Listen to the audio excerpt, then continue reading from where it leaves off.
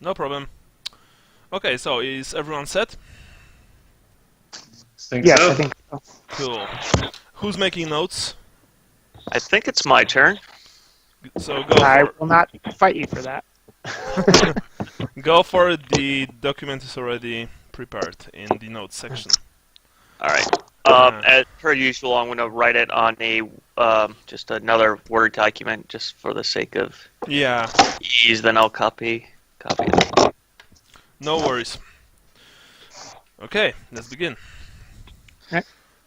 Well, things went to shit, to put it mildly. As it turns out, the Skaven are not just some fairy tale myth. They have a well-organized, well-drilled, and very well-equipped military force. And said military force just conquered one of the biggest cities in the Empire.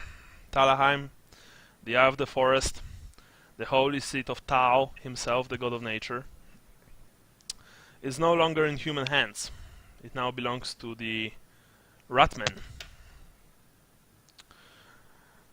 You've all fought violently, making your last stand in the Temple of Sigmar. However, it wasn't enough. Sally, you were thrown through the air and over the railing. You've plummeted to your death, and only a body of a dwarf, you don't know how this body ended up down there on a roof right above the entrance, saved your life because you've essentially just hit that body with horrible force. You've probably broke a few bones in your own mortal shell, but you survived. You survived. Of course, you went unconscious, but you survived. Sean, you also went Yes. down. Fortunately for you, and for Gennaro, because he had similar situation, your bodies were covered by other combatants. You were not the last to fall on the second floor of the Cathedral of Sigmar. And so when the rats began the grim task of finishing off the survivors or even devouring them,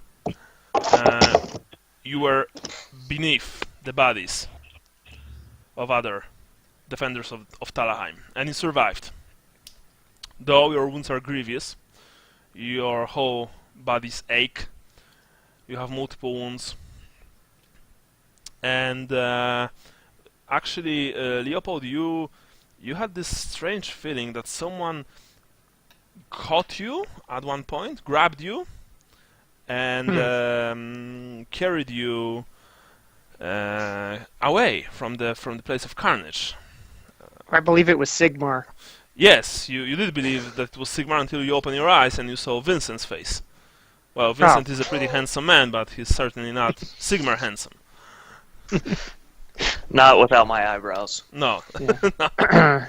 Anyway, to your surprise, you awake. You awoke. You awoke on a small roof. It's not the roof of the cathedral per se. It's like this. It's the roof right above the entrance. Okay. You are. You've been holed up in a small niche created by two towers.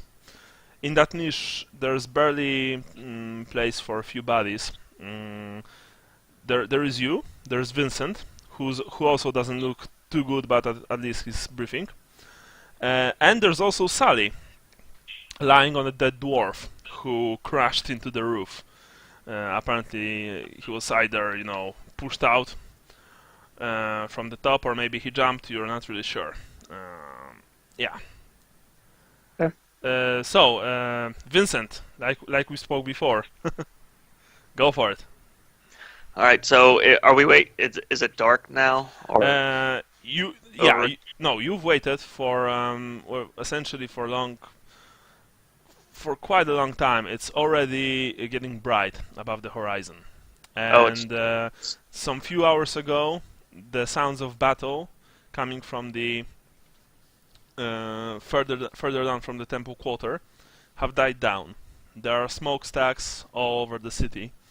There are occasional gunshots and screams, roars of some hideous beasts, perhaps those rat ogre abominations. You don't know. You don't really want to know. And clash of weapons. But other than that, the battle for Talabheim has ended.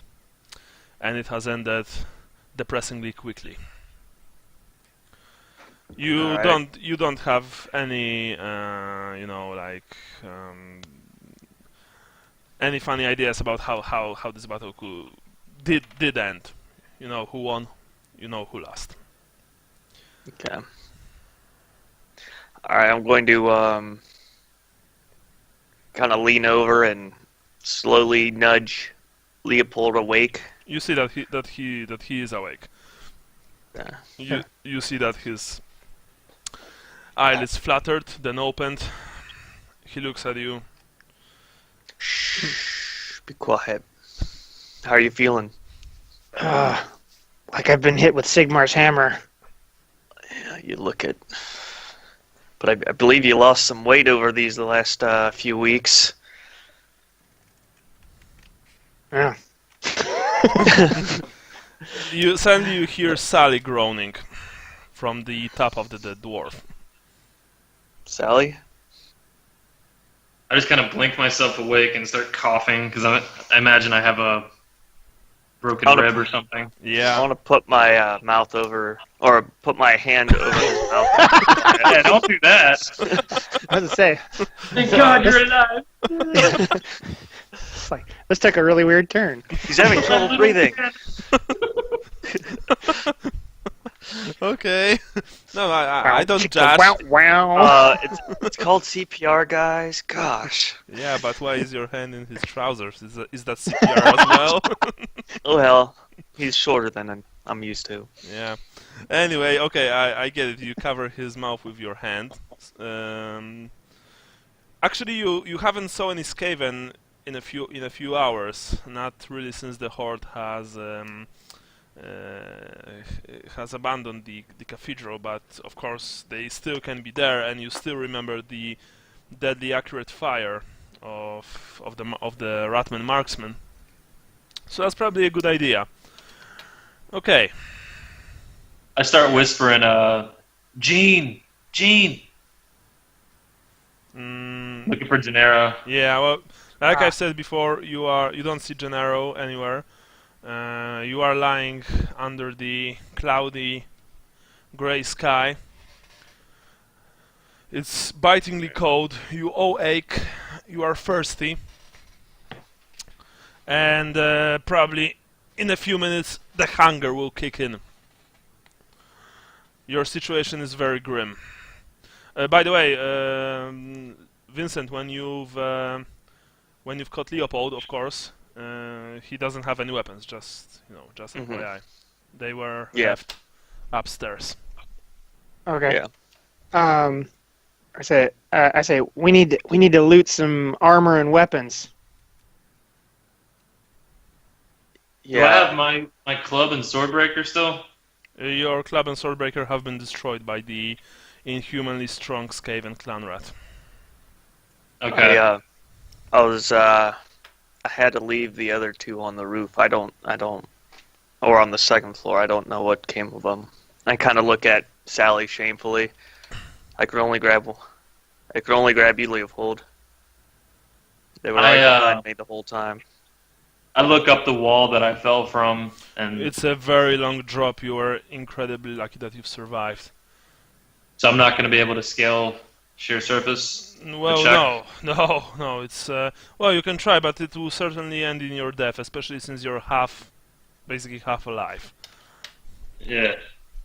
You do, however, see that Leopold, in a feat of genius, apparently scaled down the tower of the cathedral using a rope from the bell tower. Vincent. Sorry, Vincent. Oh, my bad.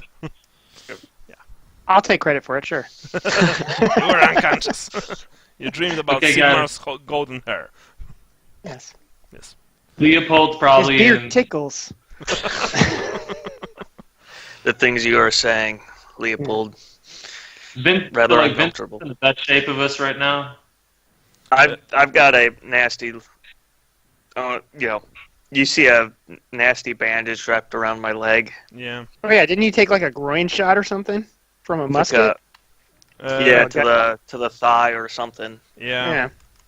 Alright, so I'm gonna give one healing salve to Leopold. Roll for perception -30, Brian. Okay. Actually, roll for perception -30 for every single glass thing in your inventory. Glass thing, For every class.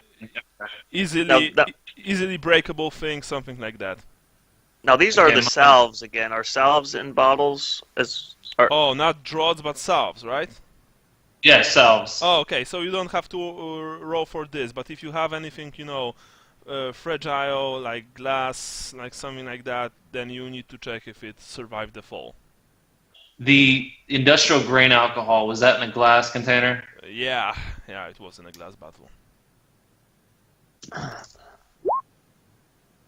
So that's probably busted. Let me see. Yeah, -30, unless you have 83, so... No. I'm gonna check for fine Bretonian brandy. Oh. Oh, this will be So a I wasn't paying attention to how many hit points I actually had. So I'm just assuming that the same goes for me. That I have 1 hit point, correct? No, because from what I remembered, you took the fate point. Oh, okay. To survive, not to avoid blow. Right. I mean, not to continue fighting. So you should have the exact same amount with which you started. How many do you have? I don't know because I wrote down on my character sheet that I have -5. Oh, okay. You can never have minus HP after battle. After battle, if you survive, you always have 1 HP. Okay, let's say that you have 3 HP. Yeah, 3 you were above critical. I remember that. Yeah. Okay. So I took so I've got 3 now. I've taken 11 damage. All right. Yeah. That's all the glass stuff I have. So everything's broken. The glass stuff. How much agility do you have? Oh, it's agility I'm checking? Agility -30. 54 agility, so I need a 24. So you saved the brandy. Bretonian brandy? Yeah. Hey! It's not a bad day. Yeah. I call that a win. Don't get too close to torches. You reek of alcohol. Okay, so I deleted the whiskey and the industrial alcohol. Yeah, he actually smells like... Oh, you had this grain alcohol, like vodka or like whiskey? It was industrial alcohol. Yeah, it was not for drinking. Oh, It was the dwarven stuff. Tell that to Kislevice. Yeah. Yeah. Olesia would drink that without any problems. Okay, yeah, so anyway, guys, you are in, like I said before, you are in very bad situation. Vincent, you I have blue. you have what? It's the blue poison that puts people to sleep. I'm gonna roll for it real quick. I think that's in a glass bottle. Okay. That's done. Yeah, well, That's why you slept so long. actually, yeah, that's why you slept so long. That's a good one. That's a good explanation. I like that. Anyway, Vincent, you for a few hours you've came to terms that right now you're in a city occupied by humanoid rats. This is no longer an imperial city. This is now a place of madness where monsters rule. You guys are just coming to terms with that, and it's a very, very, very bad thing. You know, as people of the Empire, you were taught from early age that some things don't change. You know, faith in the gods, the Emperor's rule, the law, and so on. What happened now basically turned your whole world upside down. It's unthinkable.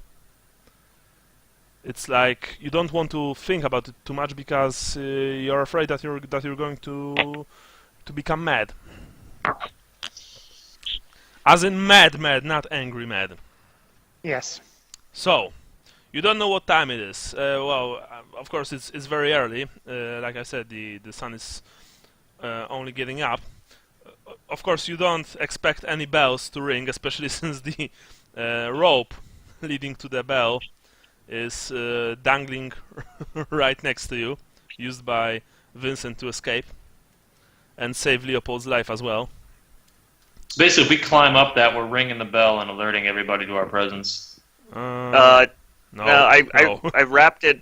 I pulled up the rope, then I wrapped it around another column or board, so it shouldn't ring anything. It didn't ring when we were going down. Yeah, So. yeah. Because in Talabheim, the Temple of Sigmar, is like this clock tower. It in times of peace, it rang every hour to count time, but now, of course, it won't do that anymore. How high are we up from the ground level? You're pretty high from the ground level. I mean, jumping would probably get you killed or at least broke your legs. However, there are windows. Okay. The windows are very narrow, but you should fit. Any of them shattered out from? Yeah, they are all Out. shattered from the Skaven fire. Well, if it's starting, the sun's starting to come up, we might want to. And by the way, it's incredibly cold. It gets colder with every minute, and you are really thirsty. Yeah.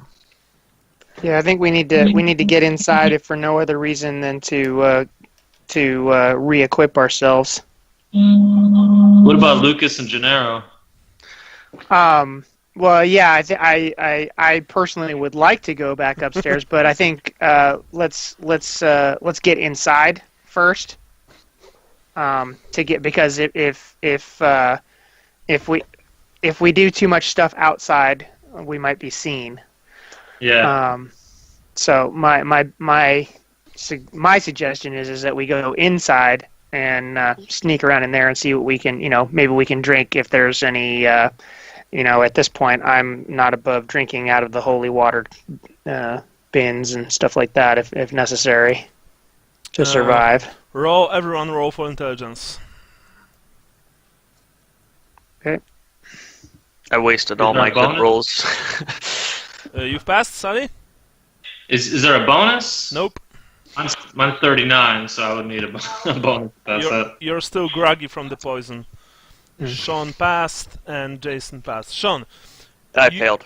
Jason failed. Sean, you're pretty sure that unless the rats got to them, there are provisions in the temple, especially a huge temple like that. You're guessing that they're probably, in the basement. Yeah, my guess is also that they have weapons and armor. So that's essentially what I'm getting at, is that we go in there and we get some of the warrior priest jazz. Good thinking. I like that. Now, They're not eating it. my leg is throbbing, so I'm not going to be the most stealthy one. So I don't know how you want to do this. Yeah, I assume that my Leopold eyes are get almost swollen shut. Did me and Leopold get any wounds back from this healing salves? Healing salves, I think they help. Should I? Help bring your wounds back, but they're not like instant heal. From what I understood, at least, healing draughts heal you instantly. Now I have 2 healing salves. If I knew we were going to be there for a while, I would have, at least attempted to apply them to my comrades. So would that help them? Well, I don't know how long we were out, or they were out. A few hours. No, not in this conditions, not in this situation. You need, clean beds. You need a good rest, and most of all, you need a good meal before. All right. Not lying on the temple of on the roof of the temple of Sigmar, under under clear sky. Well, not really clear, but you know what I mean. And getting shot at by snipers. Yeah. Yeah. But of course, you did apply the salves. All right. I'm just trying to look here. Yeah, if you have the PDF, you can check how the salves work exactly. I don't want to swindle you. I gave everyone food, just like little dry stuff. Yeah. Well, it's only dry food, like dried meat, some dried fruit. I had that dwarven cheese and nuts. Yeah. Okay. Well, so here's the deal. If you guys are worried about sneaking around, I do have some skill in silent move. I do too, yeah. Yeah, I would assume that Sally does too. So one thing we could do is if we can figure out how to get inside and hunker down, then Sally and I can go and kind of sneak around if we're worried about Ratmen kind of randomly walking around the place. And Vincent, you can just hang out so that if you feel like you're not really up to, and we'll just bring you back stuff. Yeah, that or if when we do have to move around, like right now as we go inside, have one of you guys take the lead by quite a distance, and then I'll kind of lag behind, just so I don't trigger anything if whoever's in the lead does spot something. Right. I have concealment too, and alley cat.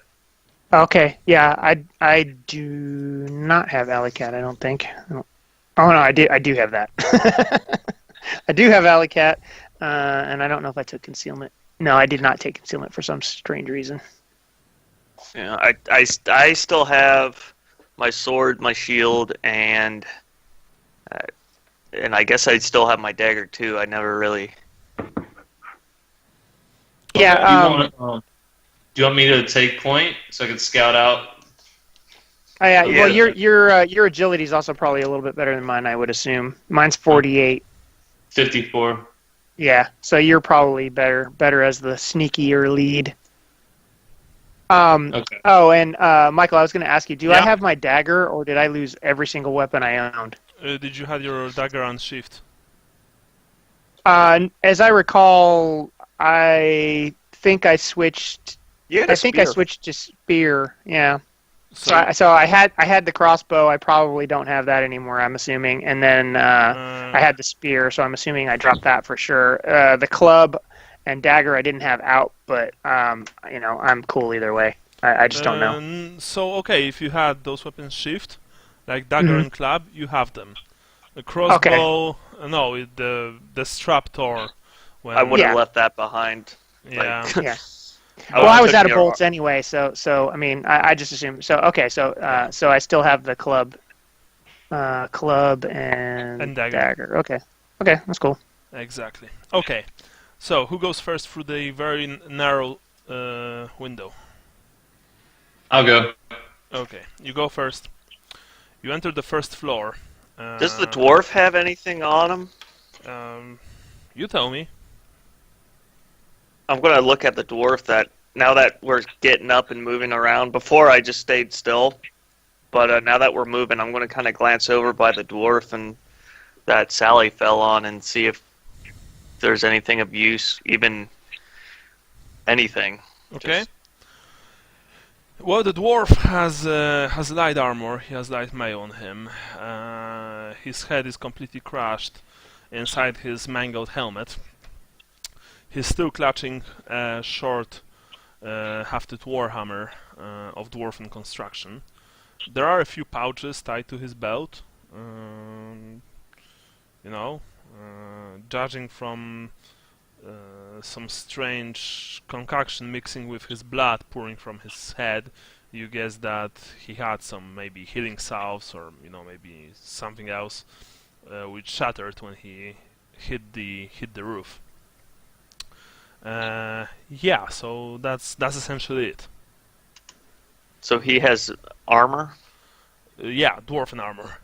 Yeah, I was gonna say dwarf-sized armor isn't gonna do much for you or I. Yeah. Or is it? I don't know. No.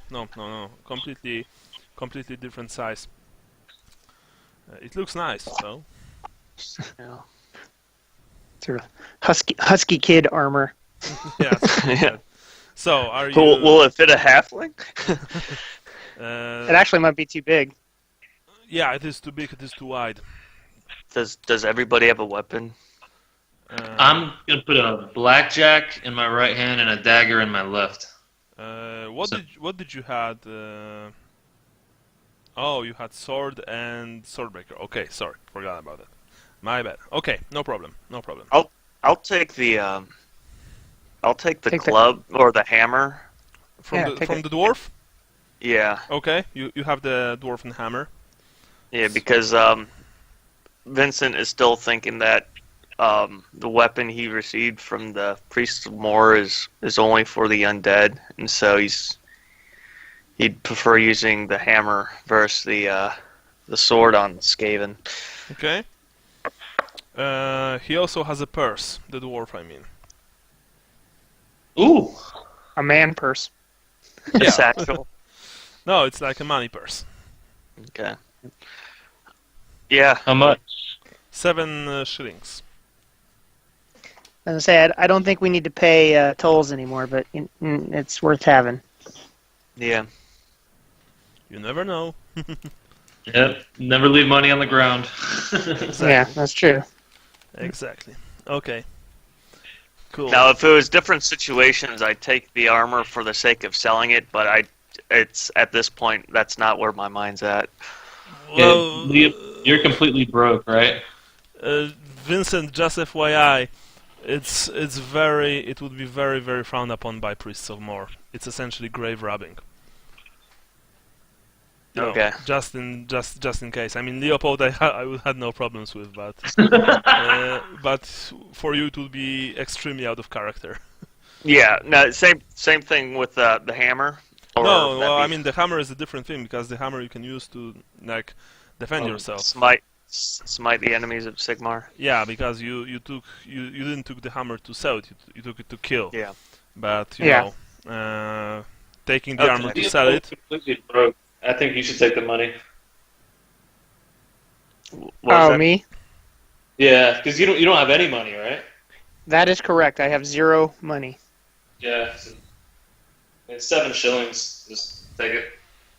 All right. That's I guess All right. that's about it. And everything else is.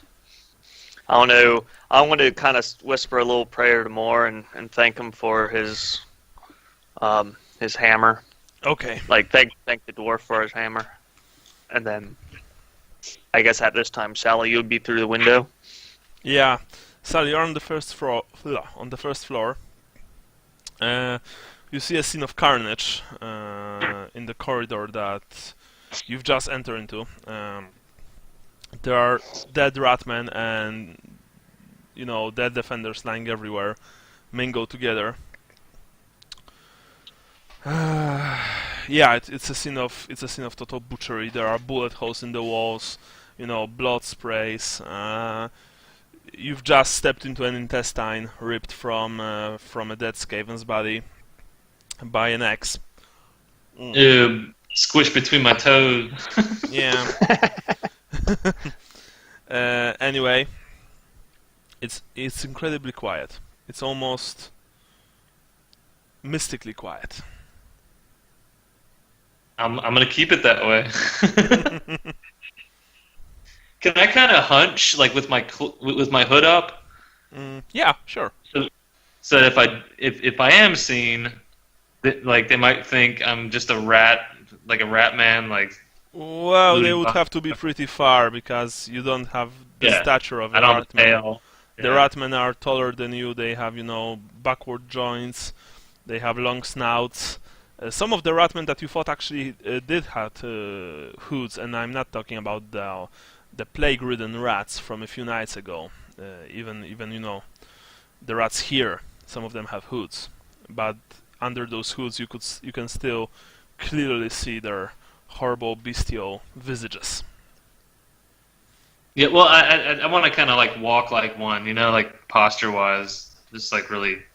You know what I mean? So from down the street, they might just dismiss me as a rat man looting bodies. You know what I mean? Yeah, but you're not. I mean, you're not exiting the cathedral, right? No, we just went through the window, right? Yeah. you don't think that there's anyone or anything here on this floor. I'm gonna whisper the coast is clear. Okay? You hear him whispering. It's actually so quiet that his whisper is almost like loud speech.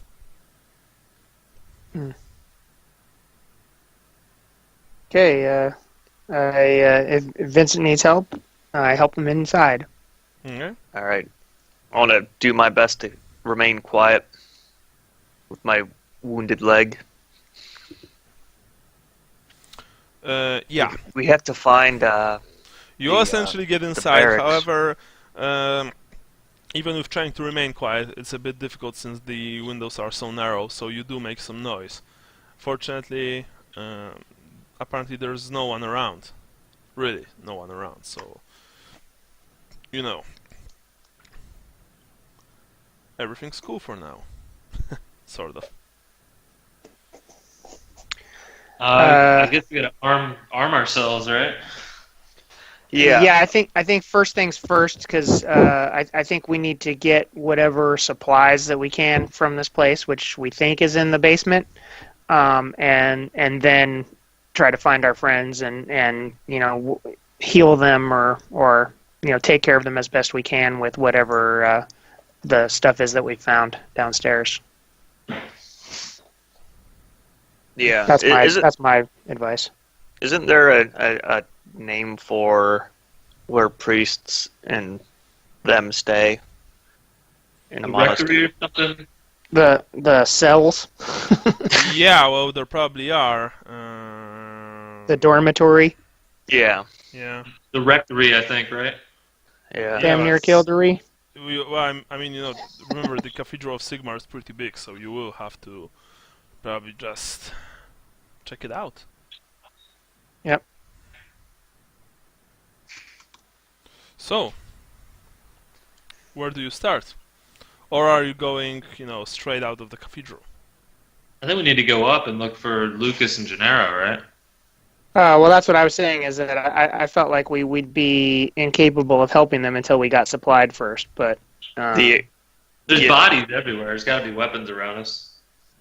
yeah. When I saw all the Skaven leave, I did see them take some bodies, but they didn't take everybody. I know that for sure. Well, I'll defer to... I know Sally is very loyal to Gennaro, so if you feel like it's very, very pressing that we find Gennaro first, I'll defer to you. I mean, Lucas too. No, I'm not saying not Lucas. I'm just saying I don't think that finding them now versus finding them after we equip or after we find supplies is any different. But if you feel there is a time crunch, then by all means. The way I think of it is we're already on the first floor. If there's nothing on the first floor and not much on the second floor, we might as well start from the top and work our surely way there down. are weapons lying here, not only Skaven weapons, but of course you see, fallen, discarded swords, axes, clubs, daggers of the defenders. There is even an old crossbow or two here and there. A bow lying there right next to its dead owner. So, Yeah, I would only keep an eye out for armor at this point. Right. So my suggestion is that we sort of know what types of armor the people that came in here with us are going to have, and in my opinion, it's going to be crappier than anything we could get from the warrior monks, and so that's why, or warrior priests, and so that's why I'm saying let's just go for the good stuff and not spend a lot of time looting bodies and looking for stuff. Yeah. Let's try to find an armory and and provisions and just go for the source rather If I see than a sword or a club on the ground, I'm going to pick it up and use that instead of the dagger. you find one without any problems. Okay. Yeah. Sword or a club? Sword. A short Okay. sword. Very Yeah. basic, but essentially very useful as well. I'm armed with sword and blackjack then. Okay. Blackjack in my hand. Yeah, you put the blackjack away. No, I still want to use that, but I don't want to use the dagger. Oh, okay. So you have a Yeah. blackjack in your other hand. Okay, sure. Right. So what you are searching for?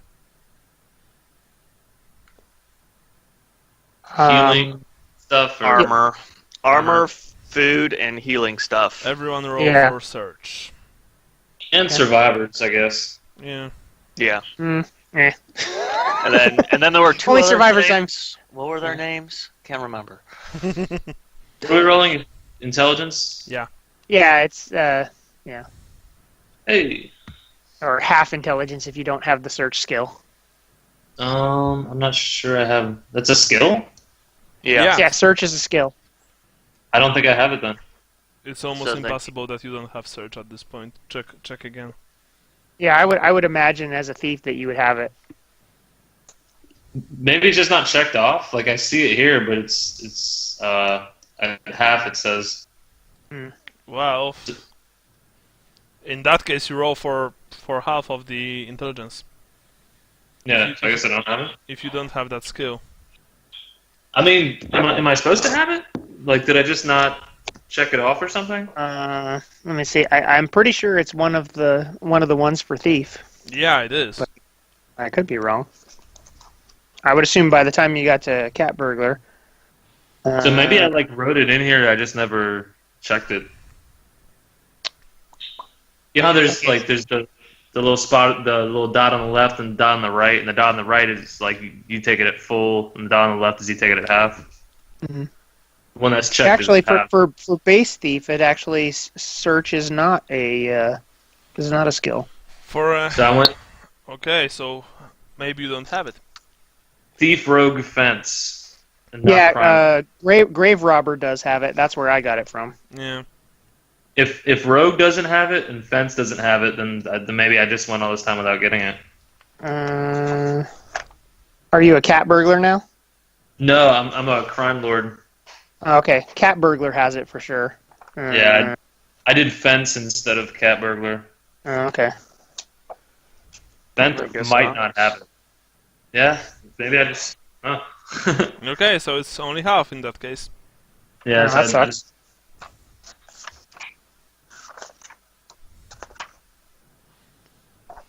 Jason, Sean passed, Brian didn't pass. Okay. It takes you almost an hour to carefully scout out the interior of the temple. What you find is certainly going to help you in your further adventures. However, there's not much of it. You do find some food, fortunately, in the cellars. Dried stuff, as well as a certain amount of salted, like salted meat, salted fish, something like that. There are, of course, loaves of bread. There's wine, probably used mainly in ceremonies, but also for greeting honored guests. There are weapons. There's armor. Essentially, each of you can get a full chain armor if you so wish. I absolutely wish. So it will provide 3 points on every on every body part.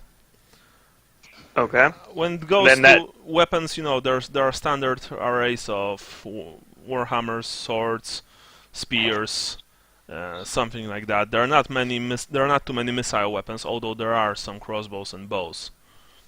But Is this dwarven hammer? Is this just a common? no, quality? it looks like it's dwarven made, just like that armor. So it looks okay. What is it? Just treated? What's it treated as? As a hand weapon. Okay, just a common hand weapon. Yeah. Common craftsmanship. Exactly. Okay. I might take just a spear since that's my go-to weapon. Yeah. And you've also found. Actually, I'm going to use D8. No, D6. 6. Okay. You've also found a total of 3 healing draughts. And Ooh. total of 3, not 3 for each.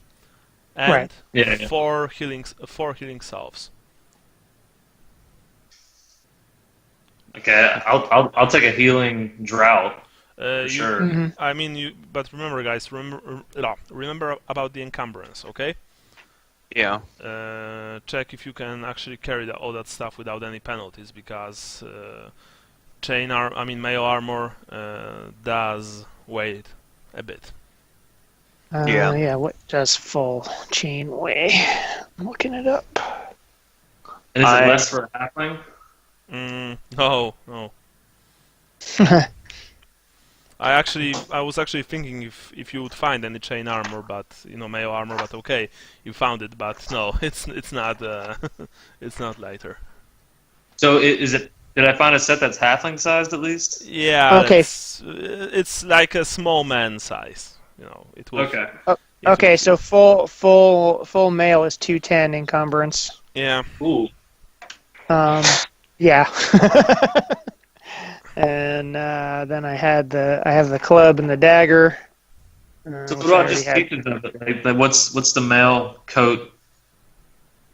The mail coat by itself, mail shirt, or sorry, I think mail coat- sleeved mail shirt is mail coat is 80. I think I'll just take the male coat and leave the rest, right? Okay. Remember. Okay, Also, so that only protects your body and legs. Just so Yeah. you know. Also, it doesn't do your arms. no, it does not. However, when I told you that it's a full set of armor, that also means that there's also leather armor involved. Mhm. Oh. Oh yeah. Yeah. Yeah. In the weight, if you go to the armory and it says full mail armor weight, that includes the leather. So if you add up the individual pieces, it's the 210 minus the leather weight of the leather. So 210 is everything needed for. Right. Yeah. No, I took it. I assumed it was because I noticed on my on the electronic sheet that in order to get the 3, you have to check both leather and mail in order to get the 3. Okay, I'm taking that then for sure. So you're taking the full armor or not, Sally? Yeah. Full armor, but I'm getting rid of the little piddly leather pieces that I have. Okay, sure. Yeah. Okay. I see what you're saying. Yeah. Also Yeah. remember Yeah. about the encumbrance for weapons. Right. Yeah. Is the dwarven hammer the same weight as any other hand weapon? Yeah. Okay.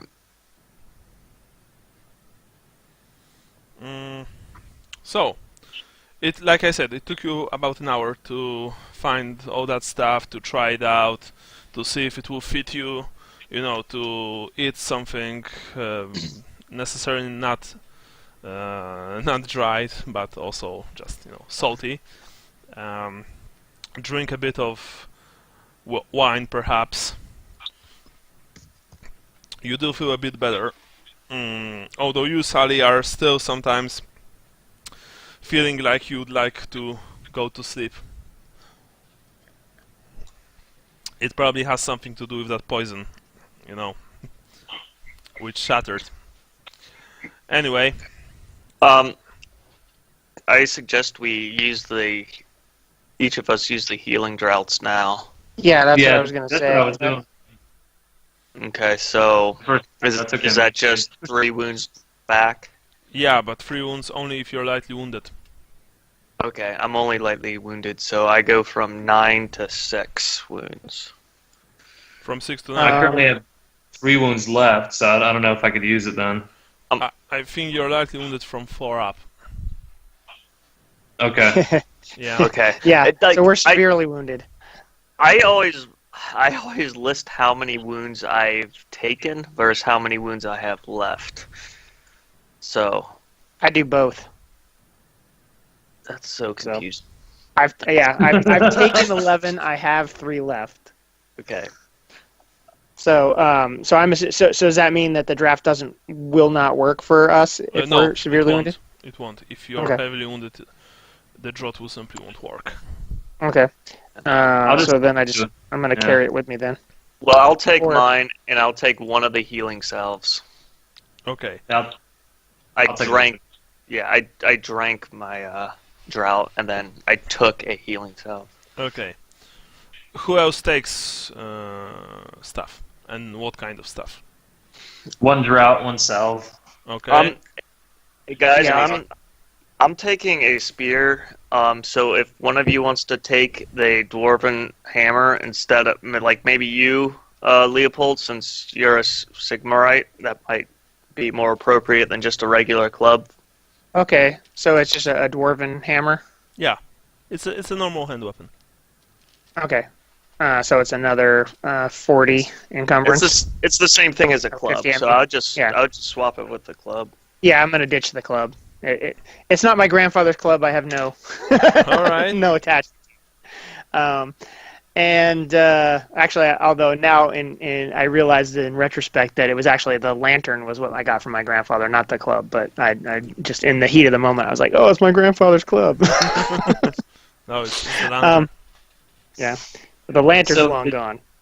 It might be blasphemous to say this in such a holy place, such as the Temple of Sigmar, but if anybody comes to fight me, I'm just running. Like at this point, like if I can't knock them out like stealthily, then I'm just running, and Sigmar's gonna shed a tear. No, I think we're in. I think Sigmar understands the discretion is the better part of valor. In such situations, we have to live to fight another day for Sigmar. Yeah. Are there any ranged weapons in here? Like I said, a couple of crossbows and bows, but only a few. All And right, very little ammunition. All right, I'll take a crossbow and as many bolts as I can find.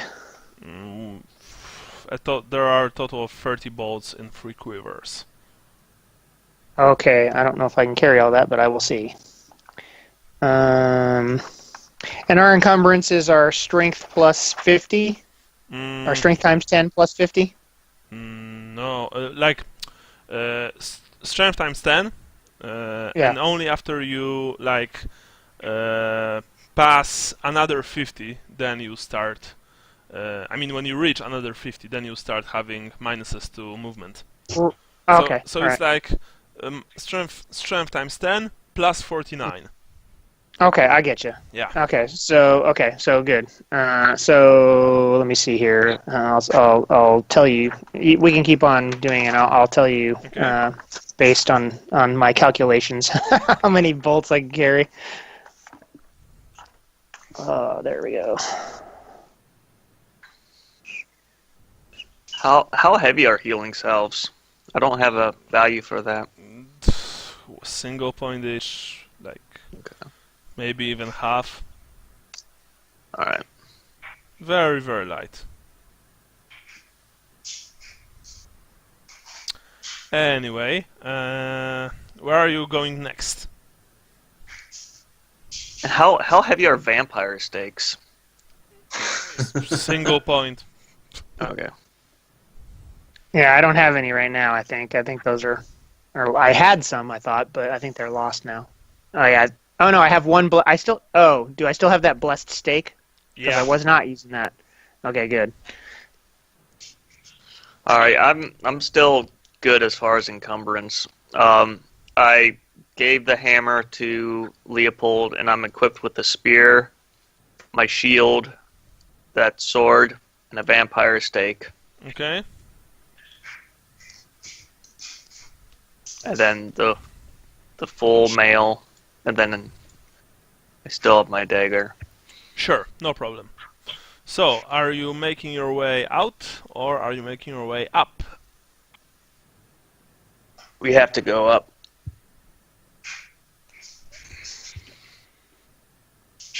Just keep your head down when we go past windows. Well, the rest of you? It would be unwise if they, yeah, there still may be snipers out there. They had this place surrounded. I'll scout out ahead very stealthily. Okay. So roll for agility, please. Okay. Now what bonuses do I get right now? Is it like per? You get appropriate bonus. You don't need to know Ooh. about that. Oh. One thing I think, isn't it with full mail your agility is reduced by 5? Yeah, That'd be because you have a mail armor, a piece of mail Yeah. armor. The 40. I'm gonna use a luck point, and I have 1 left. Okay, so you're making your way stealthily. Sally goes first. You go behind him. When Sandy, a shot rings out, and masonry above Sally's head explodes, showering him with shards. You were on your way to the second floor. You were on the first floor. Ironically, it's you think, Vincent, is very near to the place where you've been shot before.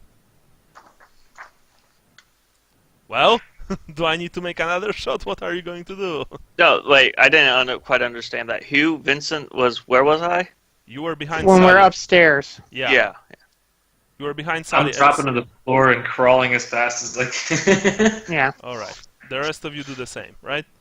Yeah, Mhm. if Sally's going to keep moving forward, I'm going to move forward. I'm going to start, the shot Crawl. rang out, I'm going to quickly crawl. I'm not too concerned about making noise at this point. Okay. We've been compromised. Alright. You are quickly crawling forward. Fortunately, you eventually reach the stairs leading up without any further incidents, without any further shots being fired. And the stairs are, of course, you can be seen while on the stairs leading up. Oh, it's exposed. Okay. Yeah. So you go up. Right? Yeah. Alright.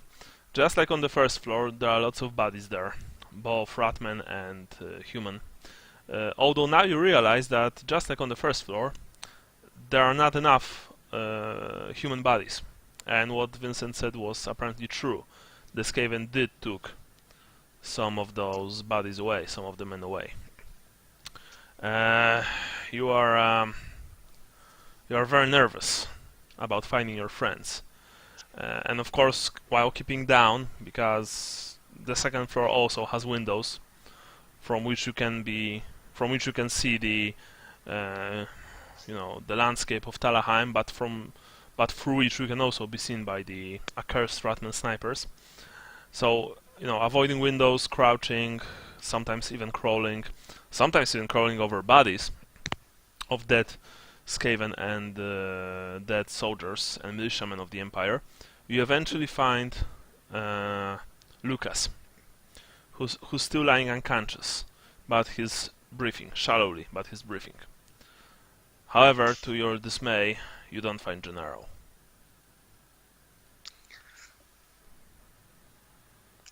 Well, Gennaro's a survivor, Sally. Yeah, he seems to defy the odds every time. He's not dead. He can't be. Alright. You're hoping that he's not. Lucas, Yeah. when he hears you whispering, you see that he opens his eyes.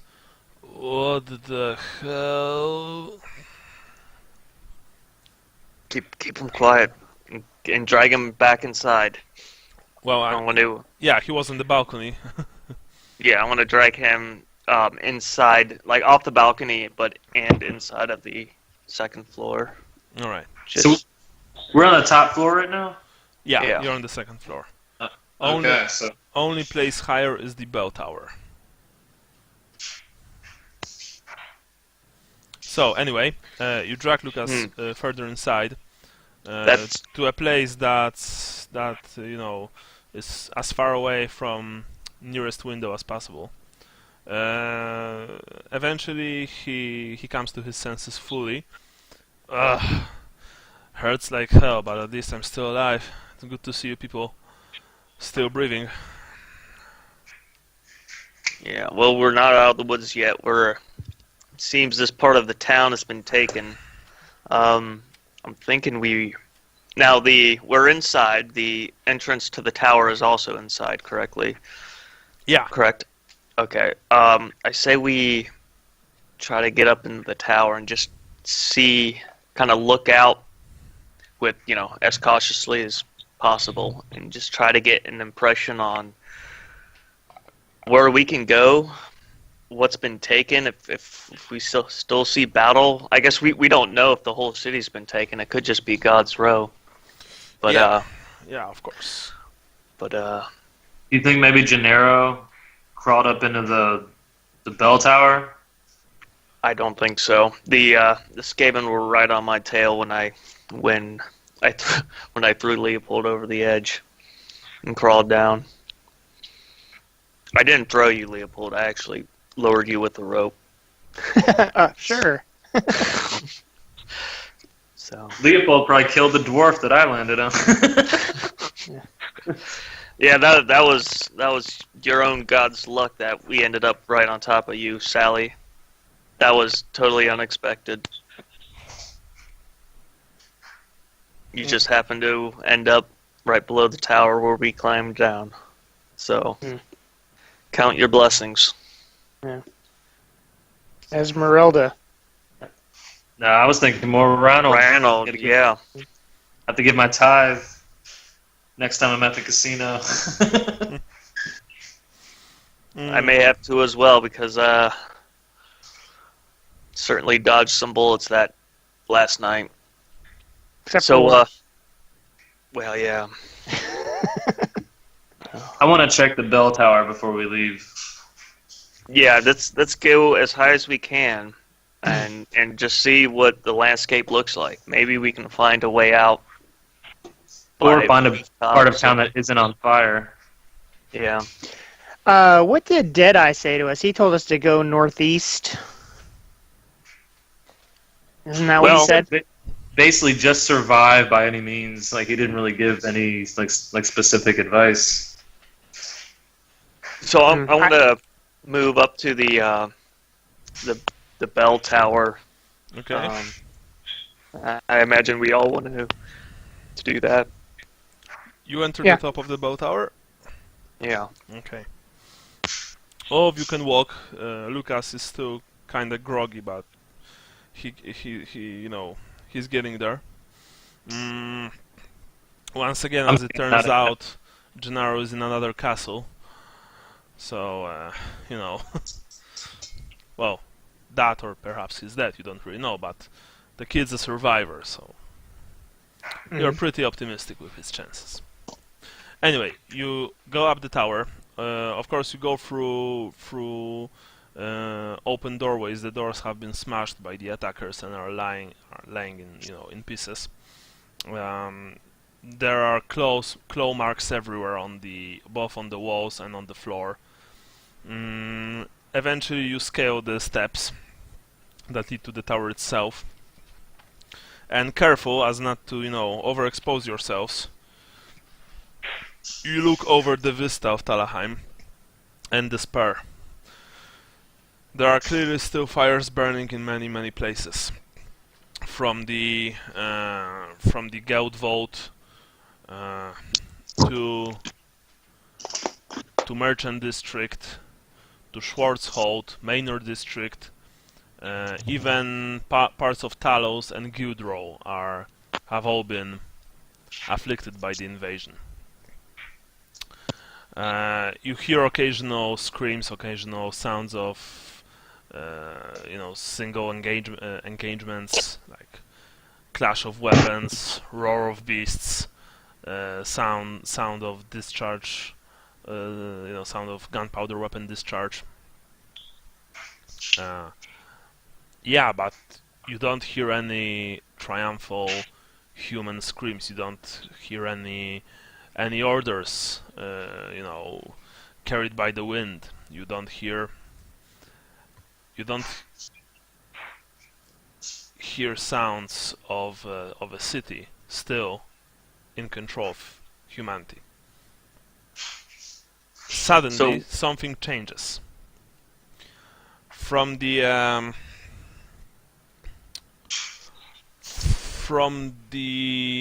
low district, which is actually very close to you, something rises to the sky. It's like a pillar of black and green energy. It shoots up. You dimly guess that it's coming from the direction of the obelisk of laws. You know, that venerable symbol of Talabheim's might, of Talabheim's purpose, city of law. Anyway, the single beam shoots up into the sky, and suddenly it unfolds like a huge, like a huge curtain. It unfolds. It must be immense. You are too far away to correctly guess the the measurements, but it must be immense. And suddenly, the black and green surface ripples, and you see a scene. It's like you are watching something occurring on a huge, well, I'm not going to use the word screen, but essentially it is. It's like a telebeam. Sorry for that description, but I guess you understand it. Easier that Like way. a Yeah, like it's a like a projector? projector. Yeah, exactly that. Yeah. You see the populace of Talabheim gathered on the streets of the Low District, right next to the obelisk of laws, which sits at the heart of the low quarter. Right next to it is a strange device resembling a giant mirror. From this device, this hellish green and black beam erupts into the sky.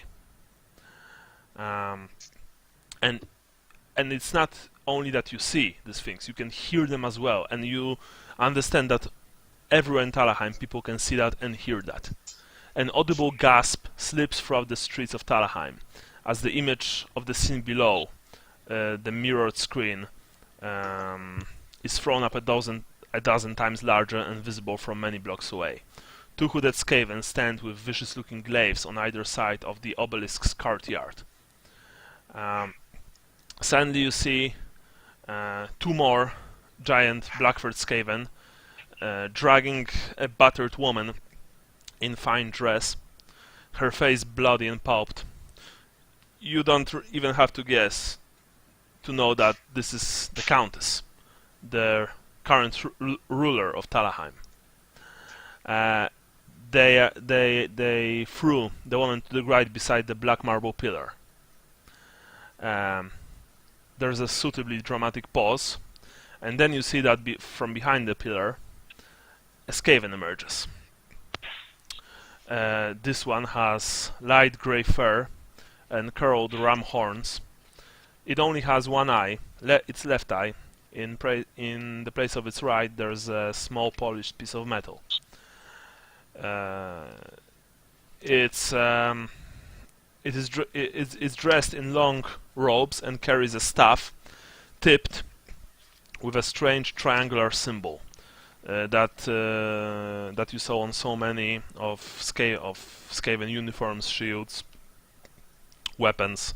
You even saw it branded into the flesh of the giant ogre that had been slain by you in the God's Roll. The grey-furred Skaven stalks across the courtyard and stands over the fallen Countess. His soul red eye glares out at the slaves, and for a split second you can feel his gaze. Well, or maybe you think that you can feel his gaze. With an appropriately theatrical snarl and a curt gesture of his hand, this thing levels the ancient obelisk of laws. The black marble pillar shatters, with the shrapnel cutting into the chained Countess. This sorcerer pauses for a moment, then speaks in clear, if accented, Reichspiel, which echoes somehow amplified out over the city. "Manfinks, hearken! Your rule law is ended over. There's only Skaven rule law now. Listen, obey, and live. Fight us, Manfinks, and you will die quick." He gestured at the guards, dragged the Countess to her knees. You can clearly see that her face is blackened and bruised from several blows. She finally whispers in a similarly amplified voice, "I hear and obey, Lord." Then the image flickers away and dies. The beam essentially returns to the floor, probably to this strange mirror-like device from which it erupted. Yeah.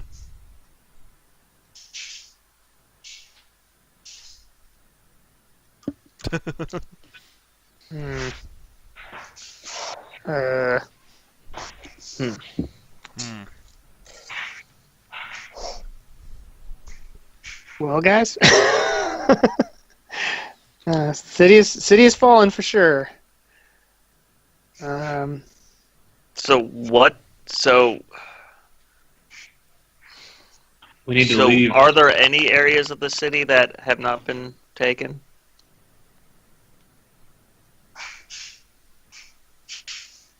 Sounds like there's none. Well, we're not far from the border. We need to get into the tunnels through the crater, and the only way we can get through is with Deadeye's help, I think. We need to find Deadeye. You don't even have to roll for intelligence to know that this is basically suicide, since essentially I- Skaven emerged from those tunnels. Yeah, we need to get out of the city, which Right, you know, the and again, crater's I- big enough to have several cities in it. So Right. Well, that does it. I mean, I could be mistaken, but I could have sworn that he said to get out of. He said to get out of the city and head to the northeast. Which, if my map of my knowledge of the map of Talabheim is correct, I need to close that. I can't see.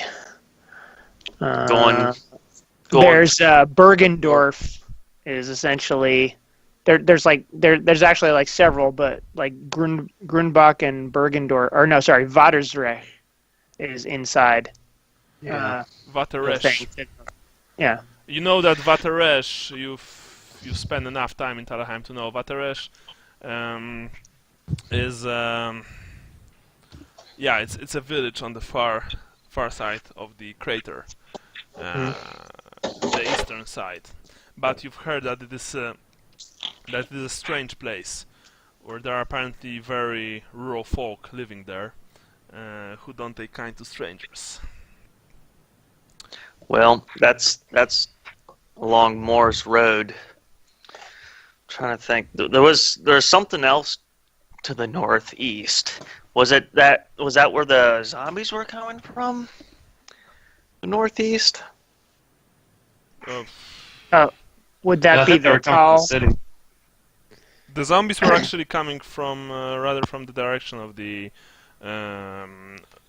What's your face's house? Manor district. Yeah. Well, the quickest way out of the city is by Moore's Road. Correct. And I guess if after the show is over, I'm going to kind of look. And this Tall Garden, like, that's probably not very populated, so we're right next to Tall Garden. But in order to, I'm just trying to see if I'm going to look to the northeast and see if there's any roads or pathways or much. Roll for dexterity. All of us, or just... No, only Vincent. Agility? Yep. Failed. A bullet whizzed past your head. Okay, I want to duck. Yeah, and you of course, you've all instinctively ducked. Yeah. We got to get out of here. Moore's Road it is. Yeah. Yeah, I think let's beat it out of town and figure out what to do from there. I shudder at the irony of the road's name. Well, it's Morse Road because it essentially leads to, to the cemetery. When we get downstairs, I want to pass around some brandy. All right. Sounds good. I'll take a swig. We're gonna have to run either way, pretty much. We're running at this point. So I'm going to refuse so I can stay focused. I'm kind of in that survivalist mindset, adrenaline mindset. So All right. I need some liquid courage, is what I need. I'll take a free drink any day. Yeah, you all took a swig from the bottle. It's not making wonders for your wounded state, but still, it will help stave off the cold. And it gets bitingly cold outside. You go outside. The streets are deserted, at least for now. But you do hear from not far to your left chittering noises coming towards your way quickly. left is west. Yeah. Okay, let's head northeast. Let's try to get to the gate, or even Talgarden if it comes to it. Quietly, yeah. Because Talgarden, I imagine, is a garden. The so... chittering noises are coming closer. All right, I'm All moving. right, we need to get off the street. We need to get hidden somewhere. Let's just duck down a side street away from the sound. Heading west. All right. Let's head west. West? No. The direction from East. which they... I'm sorry, East. east. Yeah. Towards the East. Talgard. All right. You head... The other west. Yeah, the other west. Adam West. All right. You head you head further east, far away from the temple as you can, far away from the sounds. Every time you are crossing a bigger street, you're just praying not to be in the crosshairs of a marksman. Every time you round the corner, you're praying to not find one of those huge hulking mutated beasts. Every time you're passing another building, you're just praying to not run into one of those infernal weapon teams, the ones that either spewed fire from their strange contraptions or a hail of bullets. Although they were the weapons that the Skaven are using seem to be rather temperamental, as more than once during the battle you saw some of their weapons explode, essentially, even killing their wielders. But you guess that it doesn't matter, since there are so many of their Atmen that they can probably afford those losses. Anyway, after a few good minutes, you've jumped over the... I mean, you've simply exited through one of the gates, out of the God's Row, and into the Tau Garden. The Tau Garden is eerily quiet. Nothing. You don't hear anything there. Not a single thing. Are you moving further east? Yeah, I think we've agreed that we are leaving the city proper. Alright. You are leaving further east. Correct? I don't want to put words in people's mouths, but... Yeah, that was the plan. We're getting the hell out of here. Alright. Let's see, what's number 29? 29 is Okay. I think it's actually the hill where you were fighting the zombies, you know? No. Yeah, no. It's a sea of roses. Yeah. Sorry, that was we were 31. Yeah, The it Knoll was of the Doctrines. knoll of doctrines. Yeah, Yes. exactly. Okay. Out of the city you went, and further further to the east, through the fields covered with light layer of snow and frost. You're leaving behind the city conquered by the ancient enemy of mankind. You've been defeated, unfortunately. You've been defeated. And so you go further east to save your lives, to live another day, and, well, you don't really know what to do next. And 5-minute break, guys, okay? Okay. Cool. Cool. Sounds good.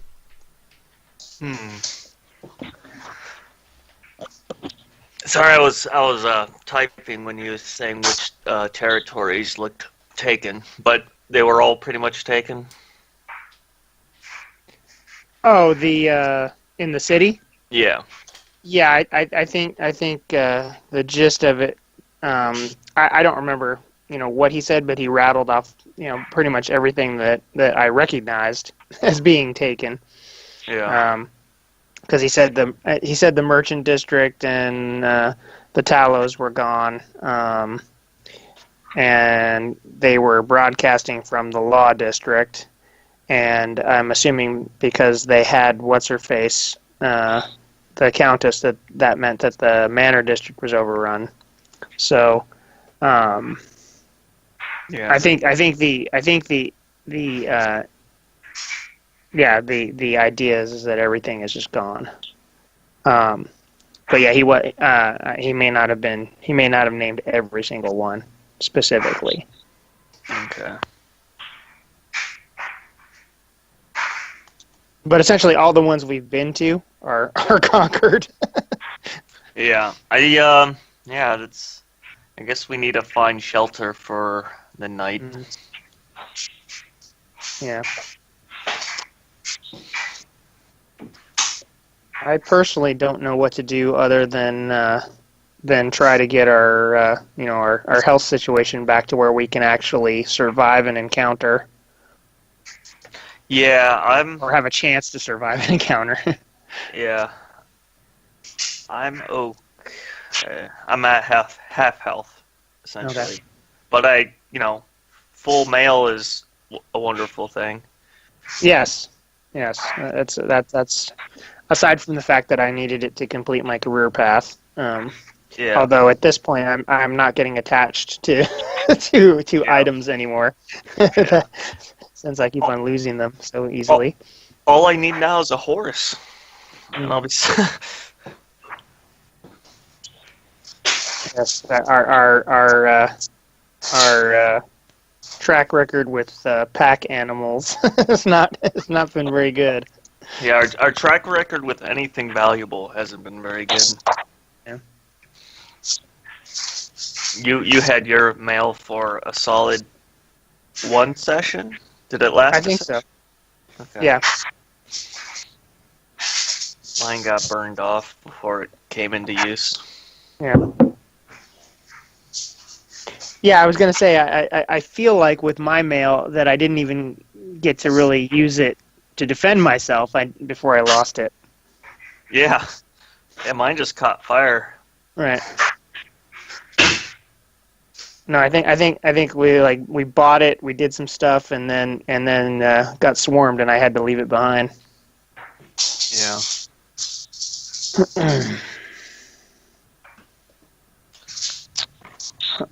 Well, Oops, that was a mistake. Sorry, just dropping stuff over here. well, I'm trying to multitask and doing a pretty terrible job of it. yeah, I'm catching up with the notes. Yeah, I when you started putting out the art, I was like, oh, I need to update, the how I've been sharing our progress on my blog, and I was like, oh, I need to update the story, and I was like, wow, I haven't updated in a long time. Yeah. I have no idea how long ago this last story was. I think I'm like 4 sessions behind on sketches. Yeah, okay. That's sort of where I thought, because I was looking at it and I was like, oh yeah, I was like, okay, I see where this one's from, and I was confused. The one that confused me the most was the battle with the Ratmen, because we've had like a couple of battles with them now. Yeah, So I that wasn't was sure which one you were referencing. That was the very first one. That was Oh, before we okay, even that was got the into one it. with Eladio. Yeah. Oh, okay. Good. So- All right. Well, that clues me in as to, yeah, because what I was gonna do is I was just gonna do kind of like a text dump of all the notes that we have so far, and then put in the well, I guess that's that then. Put in the pictures and link them back to whatever the previous episodes were, rather than. I mean, I guess I could go back and update the episodes that didn't have any artwork. I could do. Maybe I'll do that. I don't know. Well, I think all the episodes now at least have. Well, the last episode that has artwork was when we were escaping when you lost your armor. Okay. So when we were running on the rooftops. Right. Yeah, that's. I saw that one was a nice one of Sally, of us across the street. Sally hoisting himself up on the building. Yeah, all the pictures are really good. I like them a lot. Yeah, thanks.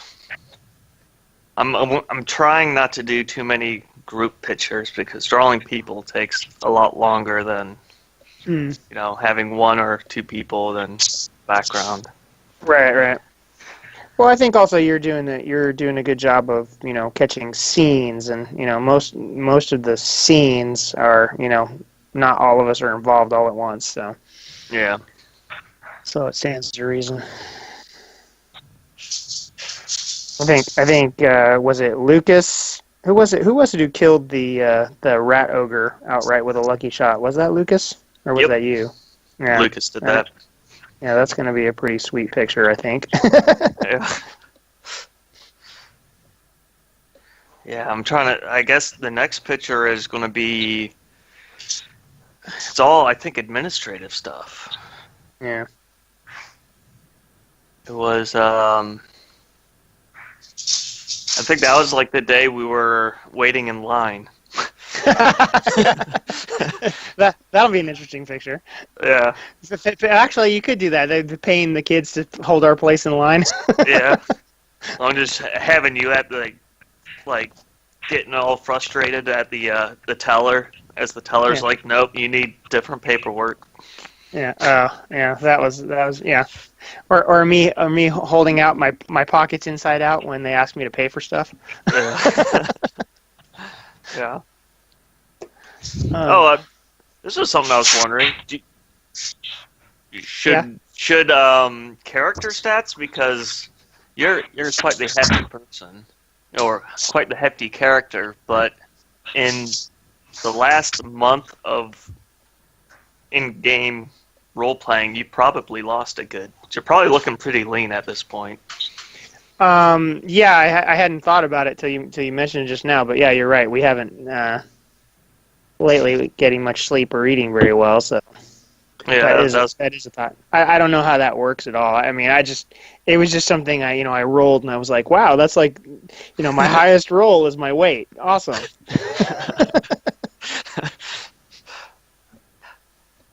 Yeah. But I figured that explained like my low strength and various other stats, is that I just wasn't very athletic. Yeah.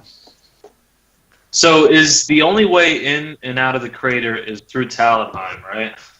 Yes. I believe that is the case, yes. There's not one by Sprotow?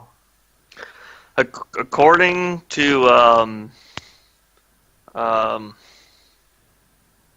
Miguel, that is Talagad is the only entrance. Okay. So now it's a big area. Like that's the crater is huge, so there's several cities in it. But I'm not quite sure. We're basically waiting this out. I mean, we can't send for help. We can't. Well, go back, liberate the city with just the four of us. You know what I mean? Well, my character Vincent would probably, with the knowledge of the priests of Moor, like they seem to have some knowledge of what's happening. And they should have a contingent at the the Garden of Moor, where this road leads us, or where the Moor's road leads us. So I don't know if that would be a place to go, a place to spend the night in the graveyard. Well, yeah, at this Or- point, any place is better than inside the town, so. And there's some taverns on the way, Hmm. so we can like start at the taverns and kind of figure out what to do. But like, it's not like we don't really have an objective or anything at this point. Well, if we could find Deadeye, that would be good. But we can't really go looking for him. He finds us. You know what I mean? Yeah. So let's like, I don't know if we're supposed to kind of stick around the city, or if we should wander out into the wilderness and try to find help. Like, this is one of those situations where we're not on rails at the moment. I think the Skaven are really only going to attack settlements and stuff. So I'll take my chances with the wolves. You know what I mean? Yeah. Just go out into the woods somewhere. Because, yeah, like, we don't have an overall, we need to do this, so let's solve it. Yeah.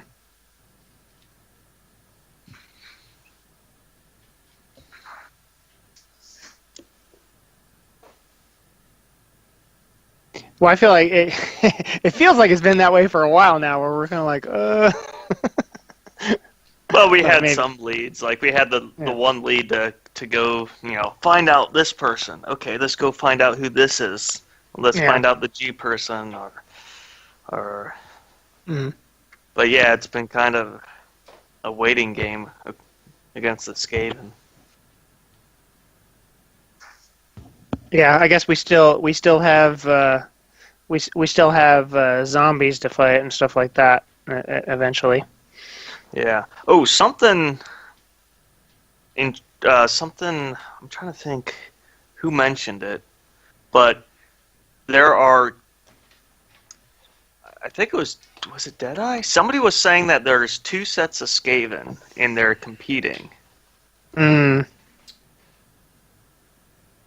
I don't know if. Well, we did find evidence of that where they shot each other up, where the Skaven actually shot each other in the sewers. I do remember that. Yeah, and somebody mentioned something.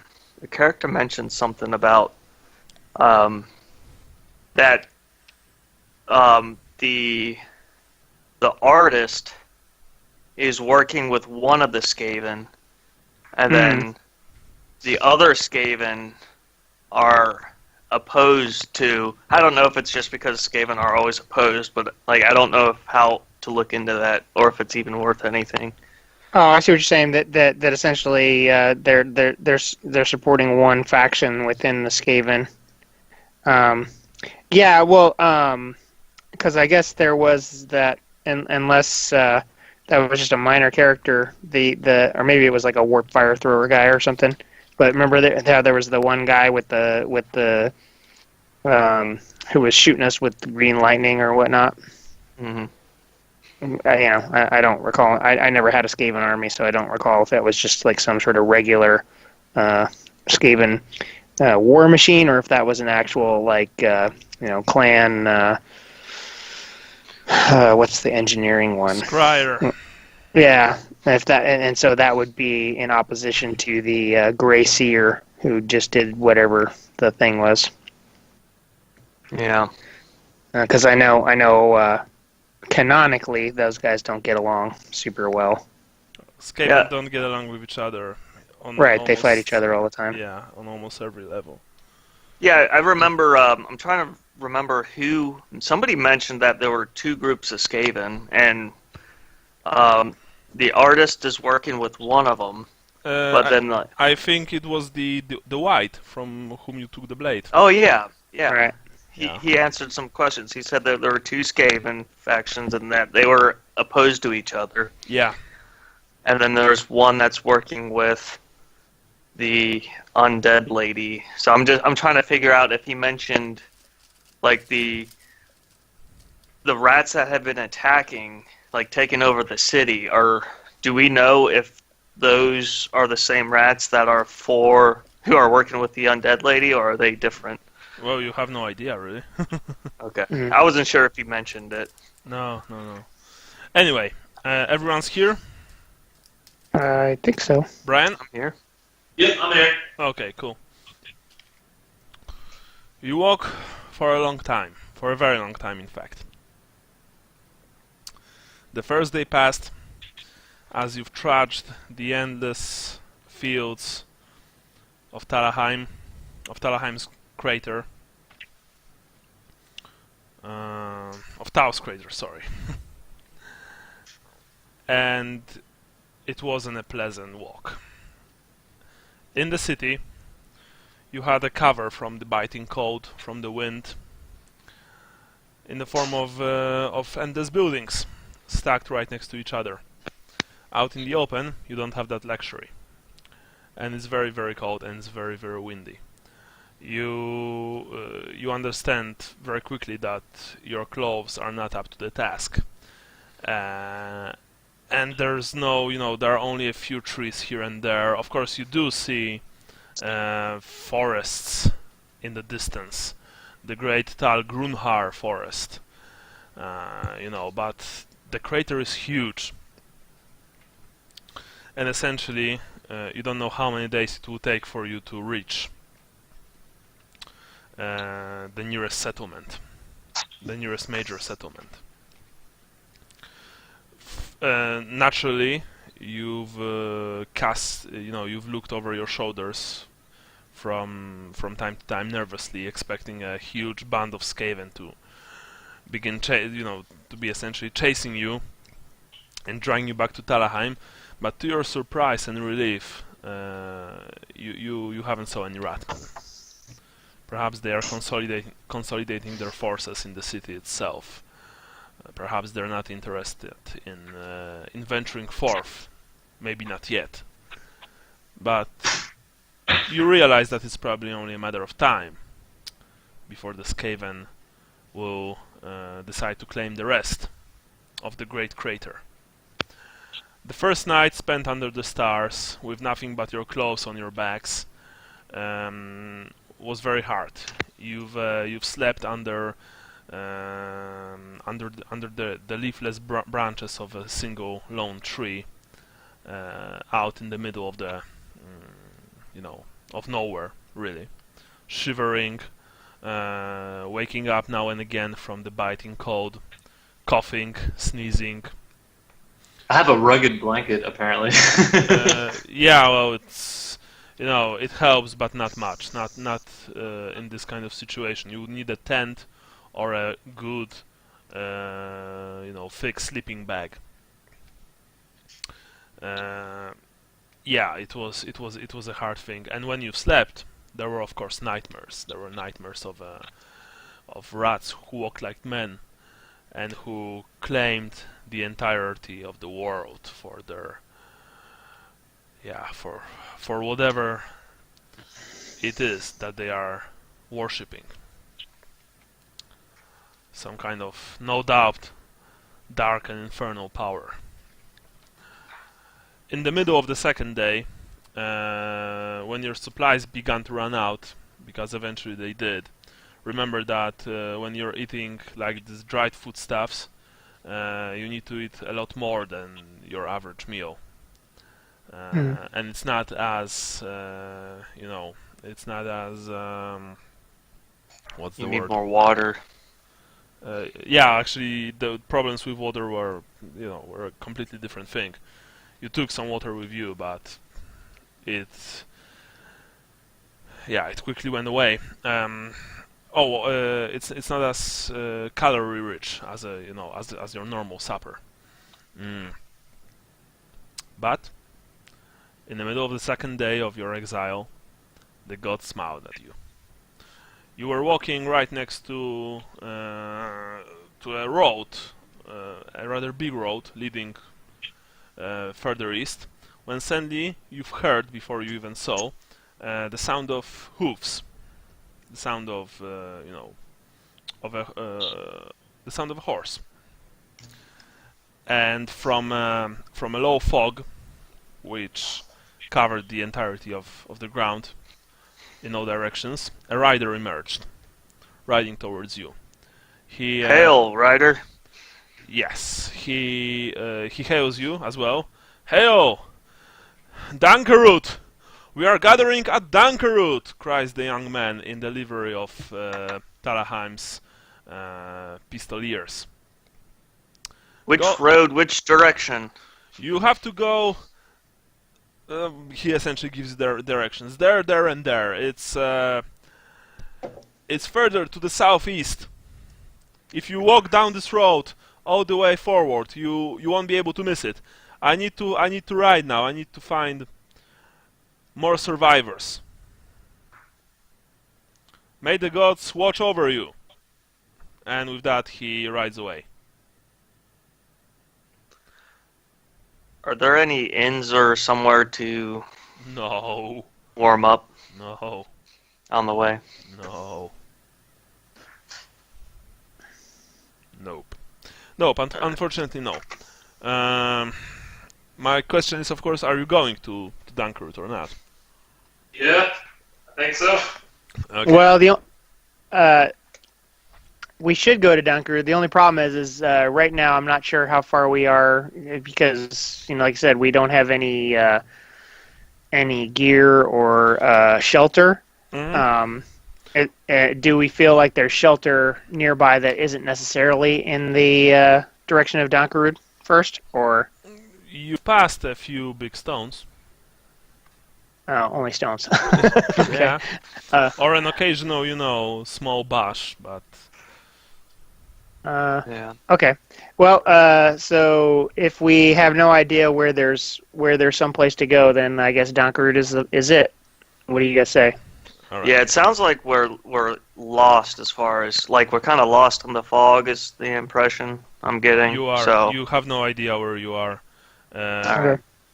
As you don't have any maps, you're just All right. walking forward as far away from the Skaven infested city of Talabheim as possible. all right. Well, I guess we'll stick to the roads. Lucas, why don't you take the lead? This is your area. Yeah, sure. I mean, I wasn't exactly born here. Well. In fact, I never before visited Talabheim. I always thought that it will be a bit different. Well, you are the rural tracker, so I'm assuming Yes, I know. keep our best eyes forward. Country pumpkin and all that. Anyway, follow me, boys. Let's hope that this road will lead us to a better place than those open fields. I could use a bowl of hot, delicious soup right now. Yep. Anyway, fortunately Dankerud was much closer to your location than you previously thought. You arrived there when it was already dark, the same day, when your provisions completely ran out, when all you had left to drink was the Bretonian brandy, and you only decided to march forward because you saw the lights from further away. You saw the lights of the town, and you've heard the myriad voices of humans who are currently in that place. From what you've gathered, when you were still in Talabheim, when Talabheim was still, in in human hands, was that Dankerud was a sort of a place where rich people went to, simply, went to relax. It was actually I'll try to find the description. It should be somewhere over here. It's actually pretty interesting, so you know. Oh yeah, it's here. Yeah, it's a retreat and a spa for the wealthy Okay. inhabitants of Talabheim. As you approach it, of course, you clearly see that it has been repurposed. It's no longer a place of retreat. It's now a place for the remnants of the defenders, to seek refuge in. It looks like a huge city It is compared to Talabheim. it is a very big town, and you see that there are myriad noble estates, which remind you of those in the noble quarter in Talabheim. Normally, the roads here are very neatly, organized, but now almost everywhere there are people camping on the streets and, on manor grounds, mainly soldiers as well as militiamen, mercenaries, the remnants of knightly orders who defended the city. As you approach this place, a couple of riders rode towards you, their pistols drawn, and of course they've demanded to know who you are. But when they saw you in the light of their lanterns and heard your voices, you saw a smile. You saw them smiling and saying, "Well, we need all the help we can get. Come on, boys. There's a hot meal waiting for you. Come on. Don't stay out in the cold." Don't have to ask me twice. You've I think that's the nicest way of saying you've been conscripted, as I've heard. oh, actually, you've probably never left the army.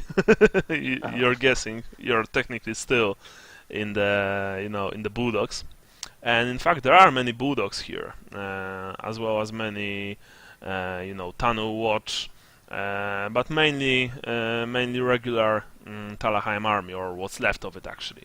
You've crossed past the fortified perimeter, defended by two very small, very light cannons. Probably it's all the artillery that the Empire soldiers managed to bring with them from the now conquered city. There's a huge activity on the streets. Heralds are running back and forth with orders.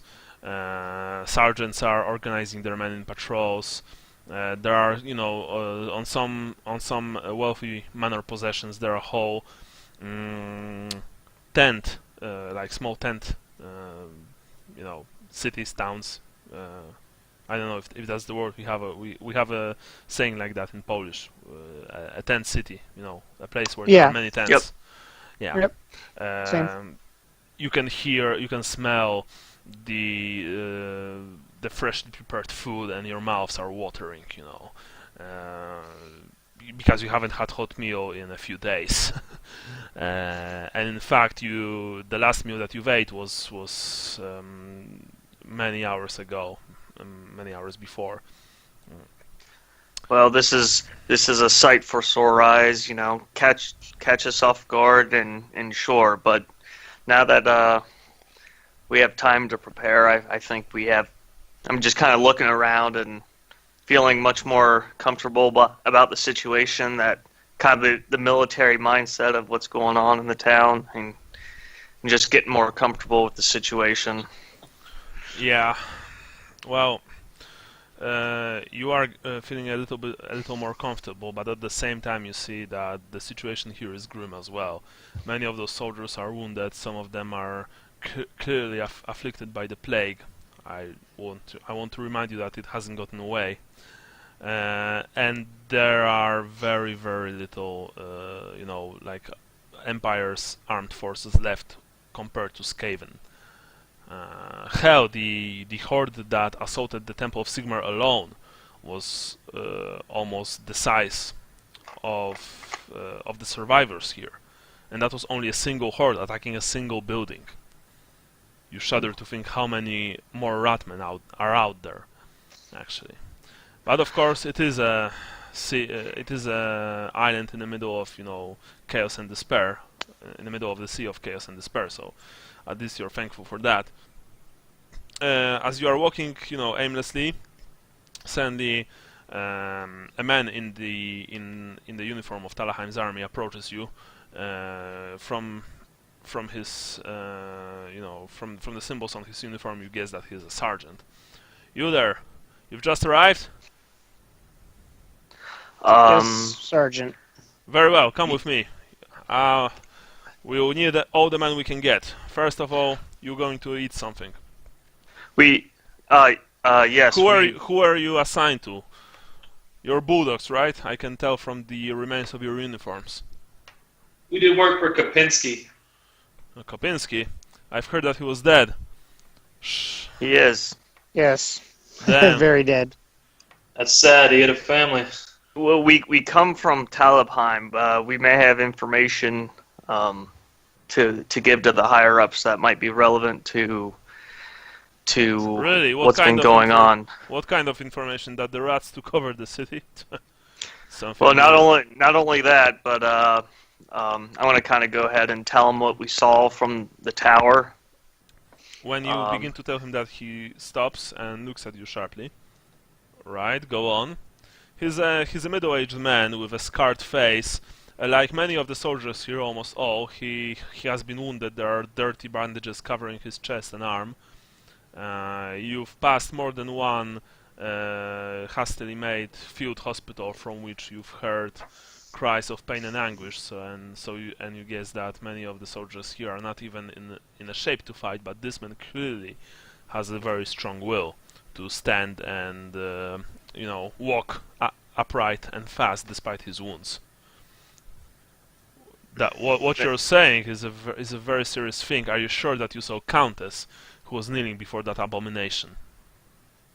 Well, that's what we saw. It seemed the image seemed to be transposed into the sky, but I don't want to hear about this vile sorcery, but General Hafner will want to hear that. I'm sorry, but your meal will have to wait. You will follow me, and you'll present him with the report. And Tell us how the report goes. And yeah, like I was going to say, I'll go with you. Leave me there. No, all of you go. That's an order. Anyway, follow me. Yes, sir. I don't hear you, Brian. You're. I said, can we get food on the way? You have to wait with that food. Don't worry. After you get the report, I will personally see that you'll be fed. And behave yourselves in the presence of General, please. Oh, Just being a difficult halfling. He he has a lot to deal with. He doesn't need, any unnecessary misbehavior. I'm going to try to make sure my mail and everything is in order, and then well, as much as it can be after, Yeah, yeah, and then the shield, which is riddled with pretty much everything from our adventures, and the seal of Sigmar. Just trying to impose that. All right. We've been through a lot. You're been led to the biggest, noble manor, possibly in the whole Dankerud, a huge 4-story building with an impressive garden. It's also probably the most heavily defended one. There are at least 3 scores of soldiers here patrolling the estate. You see crossbowmen and handgunners on balconies and rooftops. The whole of Dankerud is actually very well lit, since the Skaven thrive in the darkness, and they use it to your advantage. As you ponder it, you think with a shudder of the tales of assassins spun to you by Deadeye, and you hope that none of those, black-clad killers is lurking here. However, after last few days, you know that anything is possible. You are being led inside to a huge room which previously was probably used as a study, or maybe a guest room, the room where you meet with guests. Now there's almost no furniture here except for a few dozen chairs and one very big chair, which is occupied by a huge man with grim face, steely gray hair and beard. He really looks like an outdoorsman more than a soldier. He does have a uniform, the uniform of Talabheim's army, but it's supplemented by a rather large array of furs and animal skins. This gives him a look of like a feral nobility. Aside from here, there are many other people here sitting in the chairs. From their corpulent, faces, opulence dripping from them, maybe a bit dirty but still top quality clothing. You can tell that they are the nobility. They're probably the nobility that managed to escape Talabheim. As you enter, the sergeant salutes sharply, only to the general. General Hefner, this men have just arrived in Dunkerud from Talabheim. They have some urgent message to give to you. Thank you, Sergeant. Return to your duties. Yes, sir! He, of course, clicks his heels, then leaves. You four are standing there, feeling the eyes of all the gathered people on you. However, you only see Hefner's piercing gaze as he looks at you. He crosses his arms. He crosses his fingers in front of him. Very well, man. Who are you? Tell me. I am Akvin Dariush, son of Ferdinand Dariush, a spear captain that traveled from the north from Wissenland. And these are my compatriots. We got tasked to Talagad and have been fighting the battle there until just a few days ago. I see. In which outfit did you serve? We got conscripted into the Bulldogs, but prior to that we were agents of the Empire. Agents of the Empire? What do you mean? Like intelligence? Like intelligence? Is that it? I cough. He's telling a joke. Do I look like I have time for jokes? Either you tell me what you know, or get out from my sight until I have you hang for wasting my time in the times of crisis. I want to look at Sally, kind of glare at him, and then say, "This is what we have to report from the streets of Talabheim." Now I'm going to describe what we saw from the temple, and I'm also going to describe to him the weapons, the sharpshooters and their proficiency, and what I can only make up as a sorcerer who is able to break down all the gates and walls with accursed green magic. Everyone are listening to you as you are describing the horrible sights that you've encountered. Of course, the gathered nobility are like, by Sigmar, by Tau, we are doomed. How horrifying, something like that. Hefner, however, listens to all of you intently. He narrows his eyes when you describe the scene with the magician and the countess, but doesn't say anything, doesn't, call you liars. And I'm going to finish off with we saw no cavalry, just ratmen with spears. They moved quick, but your horses can outrun them.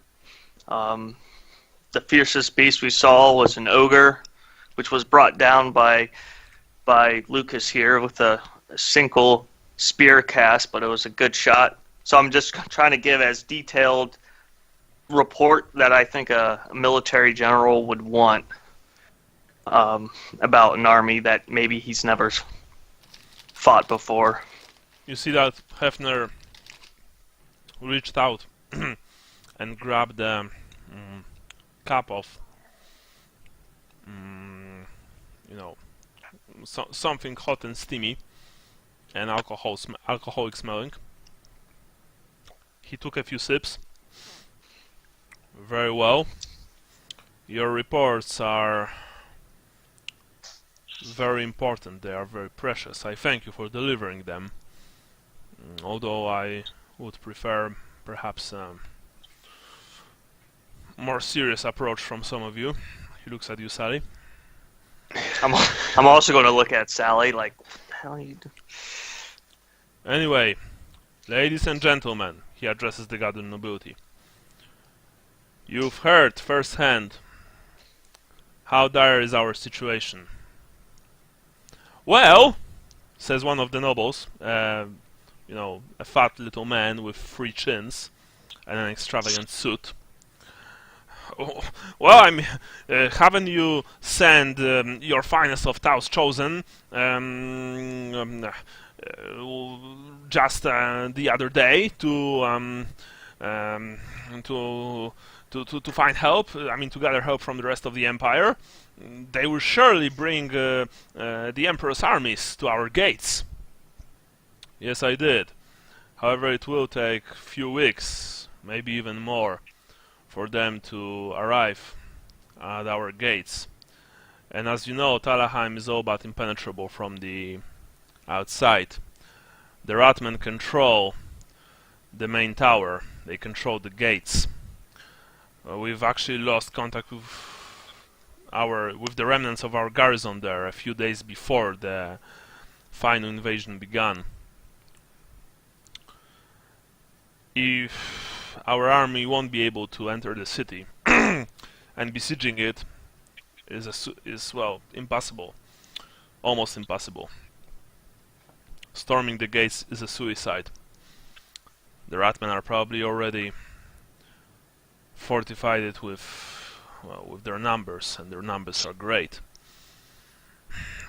You know, some other noble clearly completely out of touch with reality said something moronic like, "The modern Imperial army has never had cause to siege Talabheim before," you know, and it was so stupid that even other people are looking at him like he said something, you know, from a different reality, which doesn't even make sense. And basically, you know, in the next few minutes, nobles here are essentially assuring themselves that despite the fact that Talabheim is impenetrable, the Empire army will enter it and liberate the city. Hefner is not even talking anymore, he just looks with disgust at those bickering fools. Oh. Sorry, I need to drink because my voice is getting hoarse. It goes for a few minutes more. Eventually, he goes up, claps his hands. Alright, ladies and gentlemen, that's it for today. We will meet again and discuss how we'll be able to support our Emperor's armies when he eventually arrives here to, well, relieve us from, to deliver us from this evil. But Lord General, if I may. enough! But for now, thank you all. Go back to your estates. I will convey another meeting tomorrow at the same hour. May Tao watch over you. And this is imperative, General. He doesn't even speak anymore. He just looks at you with a glare that, you know, one more word. But he also gestures you, very subtly actually, to stay. So, you know, the many nobles leave this room, and the guards outside lock the door. Hefner is like, very well. I'm sorry, Sergeant, I had to get rid of those fools before I'm going to speak with you. I didn't want them to hear what else you had to say. As you clearly see, gentlemen, he walks and shakes each of your hands. He has a very strong grip. The situation is dire, but we certainly don't need any fat, decadent nobleman idea about how to save Talabheim. To occupy our minds, am I right? And I say yes, sir, and I nod. Very Yes, well. sir. I'm actually very impressed with all of you, and I thank you. You've done Talabheim great service. You've done the Empire a great service. It will not be forgotten. Please sit. He gestures towards, a few chairs. I can see that you are dead tired. He walks to the small table that's to the right of his impressive chair. Pours 4 cups of wine and personally delivers them to each of you. Here, drink this. It should help, at least for the cold. I'm going to speak with you, and after that I promise that you get something to eat and a warm bed for you to rest. But first, please tell me what you have, what you want to say. He looks at you, Vincent. It appears that many people with a position of authority have been disappearing and have been found dead. It seems these rat men are keen of using assassins to take out nobility and captains and. Why do you think my estate is so heavily guarded? My young man, the Empire, of course, officially doesn't believe in Skaven, but unofficially we've clashed with them many times before in history. They are a real and present threat, and fortunately we have a couple of witch hunters here on site, and they've told us everything they knew about the threat that the Ratmen present. You don't have to worry about the assassins, well, at least not too much anyway. Right. Where are the witch hunters right now? They are occupied right now. They are making sure that the compound is secure. They are making sure that the Ratmen don't have any spies here, because there have been instances where humans, and you can clearly see the look of disgust on his face, have worked for them for financial gains or for power. It doesn't matter. Anyway, We will burn them all. yes, we will, but we need a plan for that. And that's why I want to speak with you now, in person. You have impressed me. Very, very so. I'm actually quite serious about it. This is not just some light pep talk. I will have a task for you. He looks at each of you. I hate to do this, but you have to go back to Talabheim. You've survived the siege. You are clearly resourceful, determined, capable. If our armies will to get any chance in retaking the city, they will need help. They will essentially need resistance. The help of the resistance. You will create that resistance. The Ratmen are right now occupying Talabheim. My riders, whom I've sent to scout the outskirts of the city, report that so far none of the beasts have left the premises of our once noble city. That may change, but I don't know. I guess they will. If I'd be in their shoes, I would probably try to consolidate as much as possible. It is true I've sent some of my finest Taus chosen to seek help from Aldorf, and to maybe intercept one of the armies returning from the north, from the war with the barbarians. Have no fear. Help will come. The Empire won't leave us, but without our help, they won't be able to enter Talabheim. Now, in here, there are not enough of us to stage a counterattack. Hell, there are not enough for us to survive if the Ratmen decide that they want to wipe us out completely. I have All I have are wounded, mostly sick men who saw something that no sane person should ever see. We don't have any magicians. Well, actually, we do have a few, but we don't have any combat-capable magicians. We don't have artillery. We don't have enough supplies. The food, so far, the food is not a problem, at least for now. But in a couple of weeks, it will be. But most of all, we won't be able to help our forces enter Talabheim when the time is right. So that's where you come in. I want you to enter Talabheim. I want you to establish a resistance. I want you to initiate a guerrilla war against the invaders. I want you to gather any help you can, gather any supplies that you can. You will be given something to begin with. Of course, personal stuff mostly. Ammunition, armor,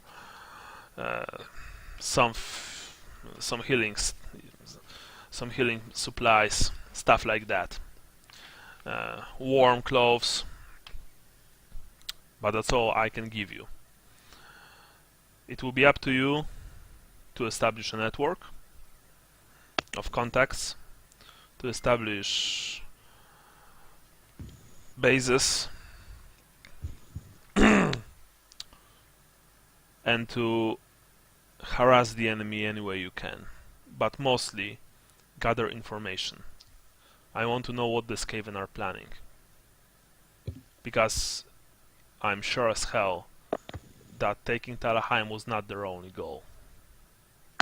How do we get the information back to you? You will use couriers. You will deliver it yourself if you have to. Tomorrow morning you will return to Talabheim. You will be given maps, and I will actually bring you as close to the city as possible using carts, so you will save some time. We will leave said carts, but without horses, in a safe place of your choosing, so that you'll be perhaps able to use them to deliver information to us. Of course, assuming that you find horses or mules or donkeys or whatever. So we are lacking horses. Well, yes, we are. But there are many places in the Talabheim crater that the Skaven might not have taken yet. You might find some help in many of the villages surrounding Talabheim. People here are patriotic. They care deeply for the chosen seed of Tal. If you be persuasive, noble, and determined, I'm sure you'll find plenty of help. Your main objectives are to gather as much information as you can about the Skaven plans.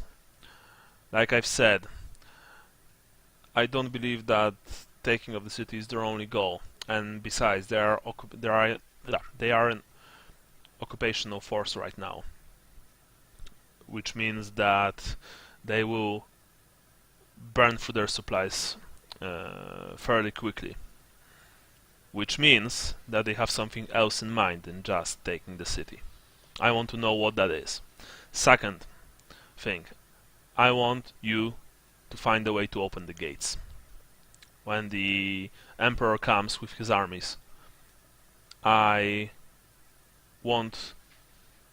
Well, we'll need to open the gates for them, to ride in and help us liberate the city. So the gates at Guards Row? The gates... The gates at the Wizard's Way. Wizard Road. Wizard's Yeah, Way, Wizard's that's Way. what... Yes, the gates at Wizard's Way. The High Watch is the only way in to the city for an incoming army. And are you Okay. currently in command of the war efforts? What? Are you the one that's currently in command of the war efforts in Talabheim? Yes, I am, in the absence of Countess, which I think will be a permanent. So your name carries the weight with anyone we speak to. It will, but out there my name won't count for shit. To be frankly clear with you. You have to work by yourselves. You have to convince people to your cause. They won't care that it's York Hafner who asks them to fight for Talabheim, because York Hafner in their minds is far away from their plight, in a warm and cozy place, and he doesn't have to face the horrors that they have. Because make no mistakes, the basis of the resistance will need to be drawn from the enslaved people of Talabheim, from the locals who know their ways, who saw where the Ratmen are sending out most of the patrols, where the Ratmen are establishing their strong points, where the Ratmen High Command is located. Of course, you can and you should try to conscript maybe some of the citizens of nearby villages, but your main efforts should be concentrated on the citizens of Talabheim. I know I ask much of you, but it is what it is. This is a time of test for all of us, and we can't fail. We cannot fail. Now, I will answer a few of your questions. Make sure not to waste my time. After that, my men will escort you to a place where you will be given a hot meal, a bath, a new set of clothes, and where you will be able to rest until dawn the next day, where you will be roused from your sleep and sent on your way back to Talabheim. You can, of course, decline my order, but in that case you will be hanged. You are still in Talabheim's armed forces, and deserters are killed without mercy. I think it'd be suicide not to assist in this effort, Lord General. Very well. Any questions? I will answer them now and only now, for I am a busy man and I have many things on my mind, especially now. I'm unfamiliar with the military doctrines of Talabheim, but do the gates have rookeries to communicate with between one another, or to other cities within Talabheim?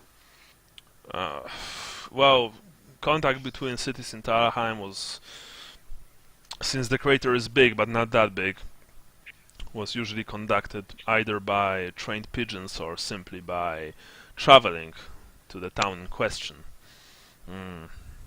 by horse or by foot. So perhaps that might be a tool we can use to communicate with you. Yes, assuming that the Skaven have not eaten all of the pigeons by now, of course you can. I will require a weekly report from you. Naturally, detailed weekly report. From your successes, from your failures, from the progress of your mission.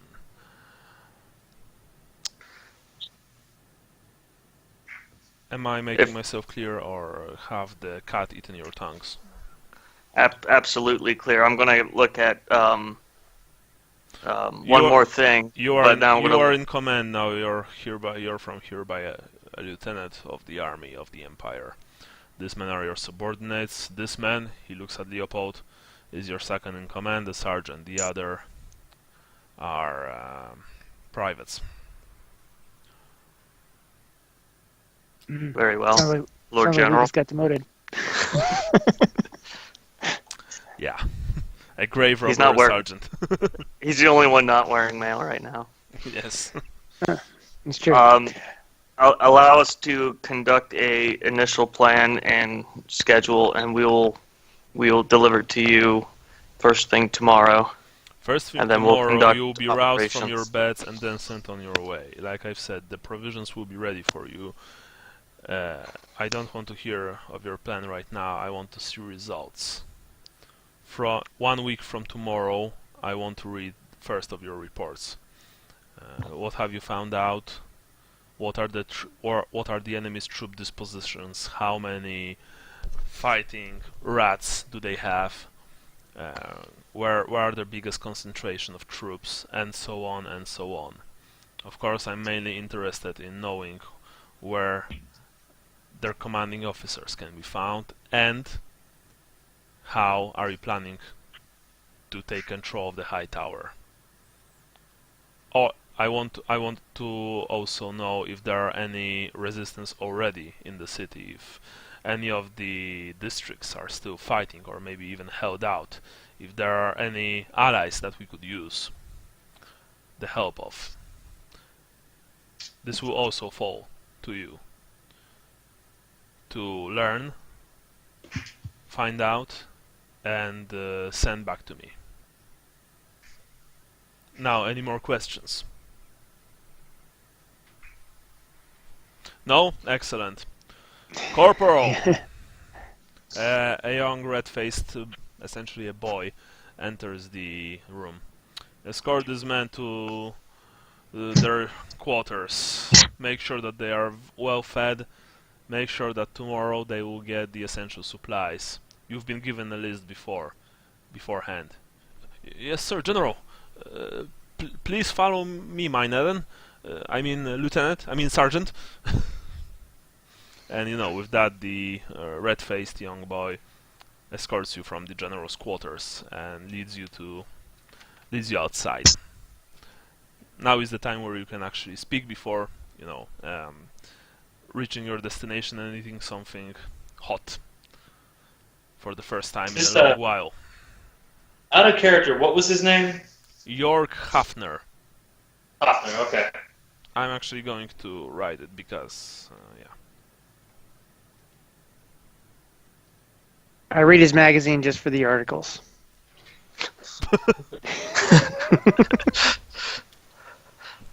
Of course you do.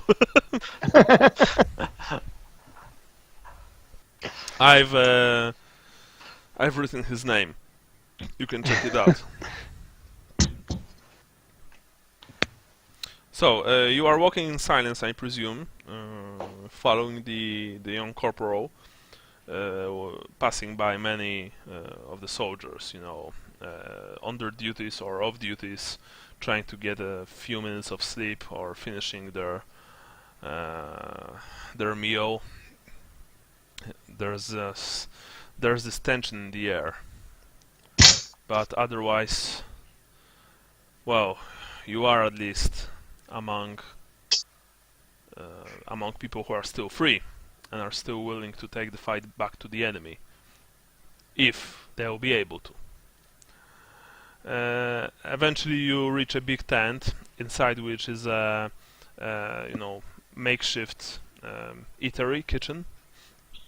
The corporal bids you to sit at one of the makeshift tables, and quickly brings you each a bowl of yeast with some meat pieces and mushrooms.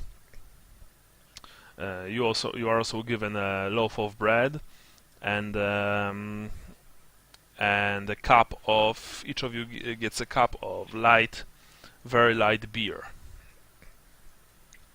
With that, he tells you that he'll be waiting over there, few tables further from you, and when you finish the meal, he'll get you to your sleeping quarters for the night. well, you are looking at yourselves, at each of at each other's faces. That's certainly something that you weren't expecting. Correct. Yeah. Well, at least now we have a goal, a purpose. Yeah. And I suppose it falls along the lines of what we're supposed to do. I think when we were originally contacted by Nihilus about coming here. Yeah, it seems to be in line with what he might do. Yeah. As far as I don't know how we're gonna send back weekly reports, but I figure we can worry about that when we get in trouble for not sending back reports. Well, I was going to ask the corporal if he can make sure that we are supplied with at least who to report back to and get a hold of maps and where to go to get the gear, and because we at least need a point of contact to send the messages back to. So all that administrative stuff I was going to... Oh, I thought we were just sending it back directly to the general because it sounds like I thought he personally wanted to know about all this stuff. Yeah, but like, who's going to deliver it? I think we have to use messengers, so we need to at least know Right. who the general's messengers are, at least. Well, I thought, yeah. While you guys are talking, I get up for seconds. There are no seconds. When you try to grab a seconds, the cook in charge told you that only 1 meal per soldier is allowed. Go back to your table. Yeah, and you see that the meals that you were given were not very big. It's what Hefner told you. The food is a scarce commodity. I kind of stare at him for a second before I turn around and walk back to my table. He does, he just looks at you with this bored expression. He probably saw that 100 times before.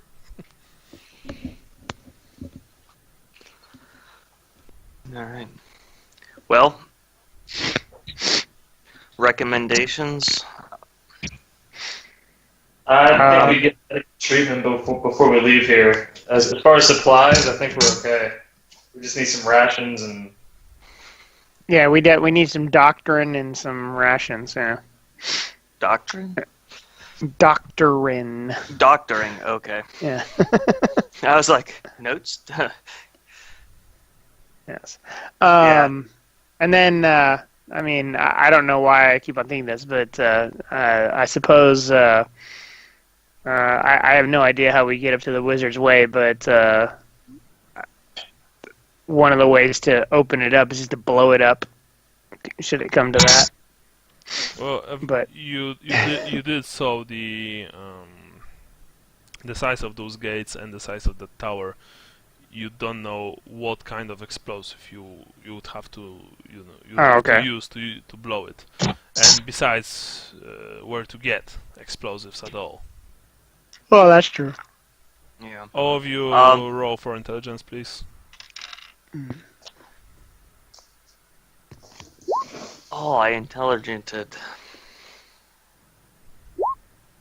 Oh, me too, apparently. Okay. Yeah. Let's see, Lucas. You Everybody looks at Lucas. Okay, I can roll for Lucas.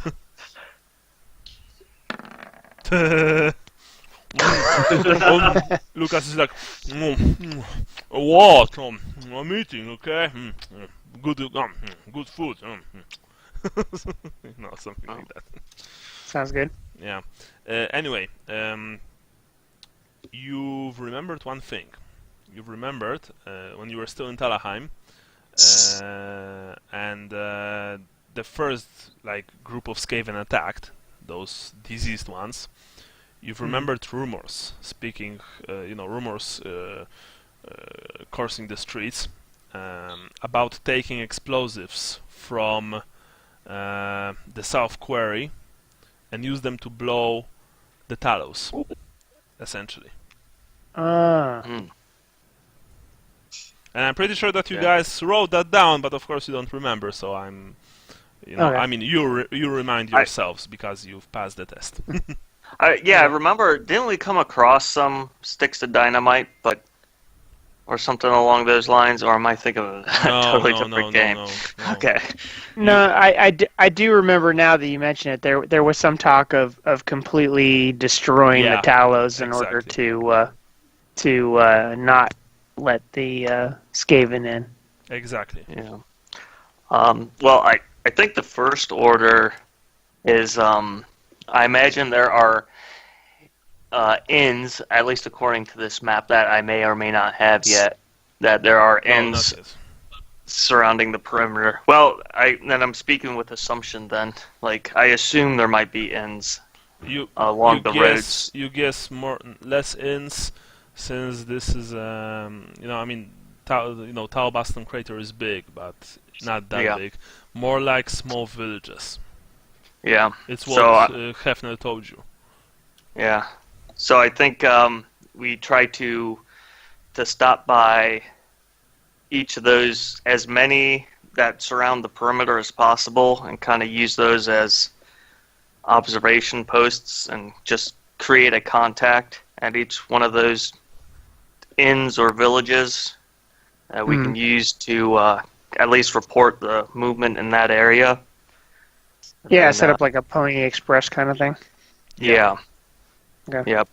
And then maybe every few days consolidate those reports, and then feed those back. Well, Meanwhile, I think though that most of because I think the idea is that the Skaven haven't really left Talabheim proper, so there's not going to be that many running around out in the crater, especially if there's no way to there's not a sewer line running out to XYZ village out in the crater. So I think from that standpoint, we don't need as much. But the idea of saying, hey, we're going to be sending people with information back that needs to get back here. Can you have a runner ready to go? Would be a good idea. tell them to stay off the roads and use your own paths in order to link town to town. Stay off the main roads. I imagine they know very well the surrounding area, so they probably have back trails and farm trails that run parallel to most of the roads. Mm. Sally, Yeah. I know you're one for communicating well with people, so that'll probably be one of your main attributes in all this is helping create that network. All right, yeah, we'll see who we can meet. And then We can Lucas. recruit to the cause. You're breaking up, Brian, a bit. Oh, I walked away from the router. I walked too far away from. And what about me, Vincent? Yeah, I mean, I think guys, we're going to. we are way over our heads with that. You know that. Well, This is work. This is a work for Deadeye or Nidus, but we are just random guys swept up in all of this. well, if only we had some kind of rural specialist to help us with all this. Oh, ha, fucking ha. Yes, of course. Because, yeah. Well, but that's just it. Maybe, well, hopefully we can hook up with these witch hunters, and hopefully we can run into Deadeye. And I think so going back to the city and doing these spy things and funneling information back and trying to see if there's any way we can get access to the Wizard's Way. I think those are all things that we need to at least see what we can do. Yeah, I think having some kind of relay network that surrounds the city. So find points of contact and neighboring areas to send information back, kind of autonomously, like Yeah, so we don't have to guys, get too involved with. but we are missing one crucial thing. Vincent, you are talking about, all that network around Talabheim.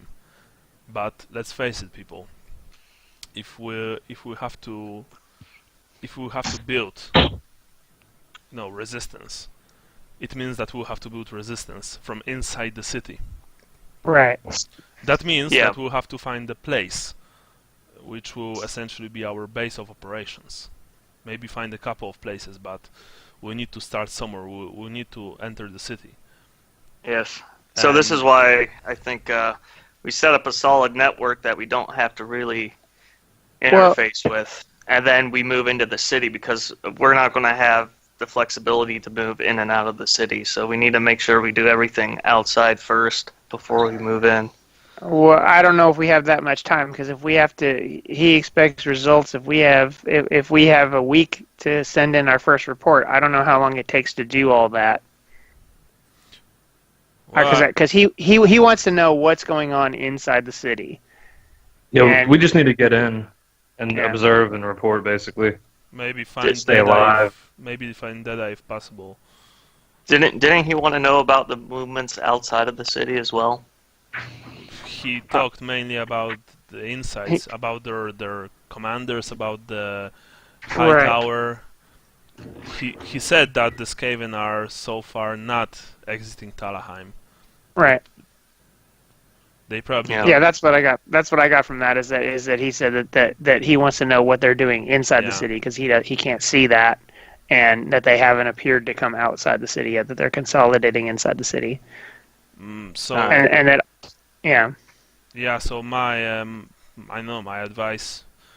You might not agree with that. Would be to, I don't know, tomorrow on our way to the city visit 3 of said villages which are on the road to Dunkerode, talk with people there, and then enter the city and find a place where we could, bolt up. Mhm. And well, we'll have to decide if we want to emerge from our place and recruit people at, during the night or during the day, which kind of districts we want to go to. We need to know where there are. We need to know where there are the, where the Skaven are. I mean, what districts they are mostly interested in. I think. I don't know. That's the thing. I don't know. This is so out of my expertise. Area of expertise. And with that, you see that Lucas is getting quiet. He's clearly not happy with what's happening. Yeah.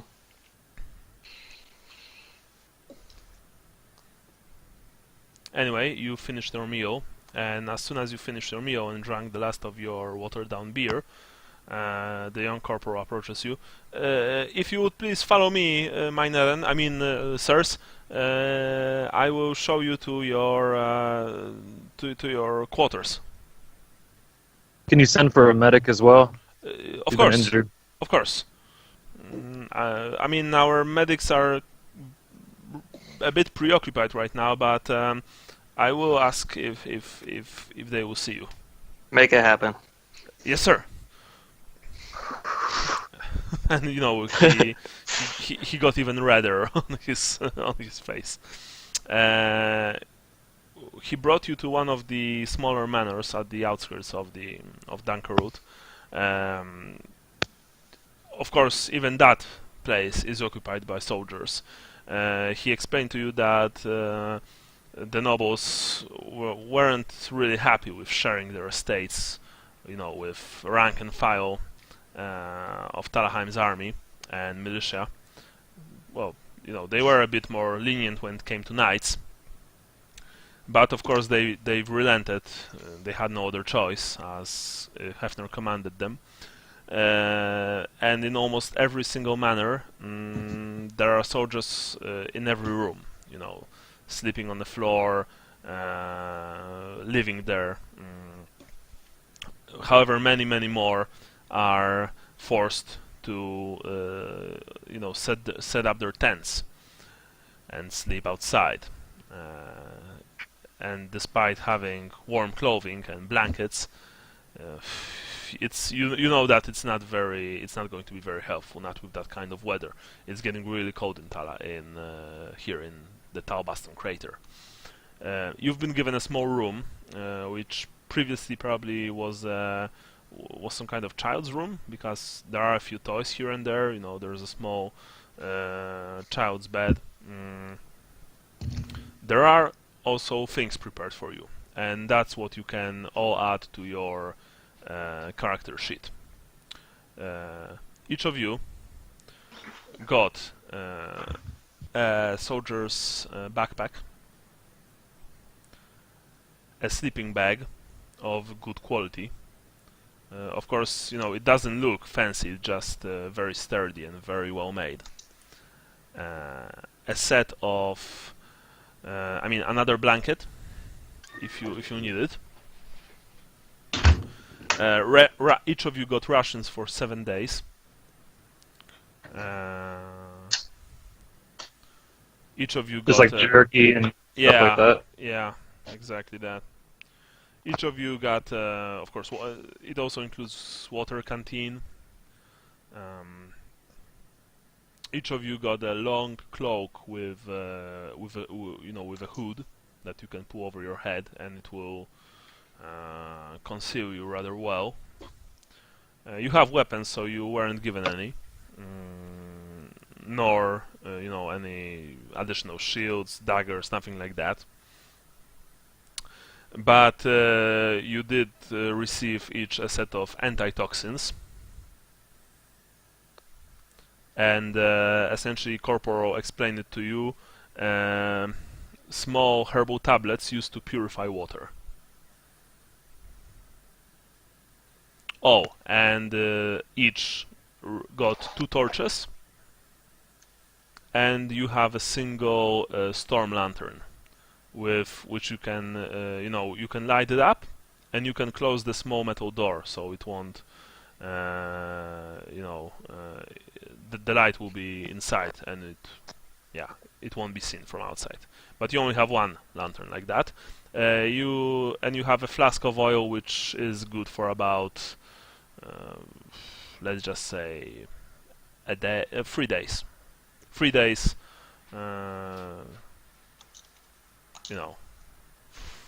Supply of oil. By that, I of course don't mean that you can. Like 3 nights, probably. Yeah, exactly. Not that. What's that sound? I was plugging my phone in. Okay. By that, I of course mean that it won't be able to continually glow for 3 days straight. Mm-hmm. But 3 nights, like Vincent said. Anything else that you'd like to get? I don't know if Lucas wants this, but he's the only one without mail, though I don't know if you'd want a full set of mail. He is... actually, he wrote to me about that. He's, religious when it comes to Tau, and Tau says no mail. What about studded leather? Alright, so he gets a full studded leather suit. Please write it, and then, Andrew will add it to his character sheet. Since we're kind of acting as... Oh, sorry, excuse me, one more thing. You get, a dozen sheet of papers, ink, and some charcoal. Can I just write writing kit? Yeah, exactly, writing kit. A military-grade writing kit. Now, I know Talabheim is known for their archery. If anybody wants a bow, I think that might be handy in this type of situation. Because we I want to think kind of remain Lucas might want standoff. one. But I already have a crossbow and 30 bolts, so I'm good on that. I don't suppose they have military grade lock picks. No, nothing like that. Okay. A skeleton key. Yeah. A Swiss Army lockpick. No, unfortunately they don't. But the young corporal did brought you a bow and quiver with 10 arrows. He told you that he couldn't get more because, well, the arrows are needed here more than out there. So we can only get one bow. Yeah, essentially yes. Alright. Hefner didn't told you that exactly, but he expects that you get your weapons by yourselves if it comes to that. Yeah. Either scavenge them from some guard houses, or maybe even from the enemy if it comes to that. Yeah. I may leave my shield behind and then opt to find a ranged weapon as well, because I think we're going to play the skirmishers game as much as possible. Well, true, although you do know that on the streets themselves, bows are not that useful. Crossbows and firearms, yes, but bows are good on the open terrain. And the corporal told you that no, there is no chance for another bow. However, the doctor, the field surgeon is on his way, and he will quickly, he emphasized on the word quickly, see your wounds. And true to that, in another 15 minutes, as a field surgeon entered, his face ashen, tired. He looked at you, mumbled something about being pussies for complaining about such light wounds, essentially. But he did check them, clean them, dress them. It was of course after you've all took baths with warm water and grey soap. And after that, he left. Essentially, what it means. Those of you who are heavily wounded are now on half of your HP. So I have 15, so am I at 7 Yeah, or 8? You're on 7. And I currently have taken 6 wounds out of 13. Take Which some means healing I drop. have 7? 7 wounds. I don't know how you like So to read it. you're on 7 wounds right now as well, because you've Did been I not heal any then? You will heal 1 wound when you sleep, as well as the rest of you. But you are in the best of all shape of them all. So the doctor only really cleaned your wounds, and that's it. However, the rest of your party, he actually looked. Took care of more than you. Yeah. Because they needed it more. Understood. Oh, and each of you got another single healing draught and a single healing salve. I have a lot of healing salves. Can I apply one before we go to sleep tonight? Yeah. Okay. Yeah, me too. All right. And I assume Yeah, why that not? I'll do it too. I'll give one of mine to Lucas as well. All right. Is that an extra HP when we wake up? Yeah. How much actually? Yeah, is it 1 extra? 1 extra HP after that. Actually, I don't remember. Anyone has the rulebook right next to them? Because I don't, unfortunately. That's the problem. I do. I'll have to look up what page that would be. If you could be so kind, I would be very grateful. Leopold, are you also using a salve? Yes, I was going to do that as well. Alright. So all of you use a single salve.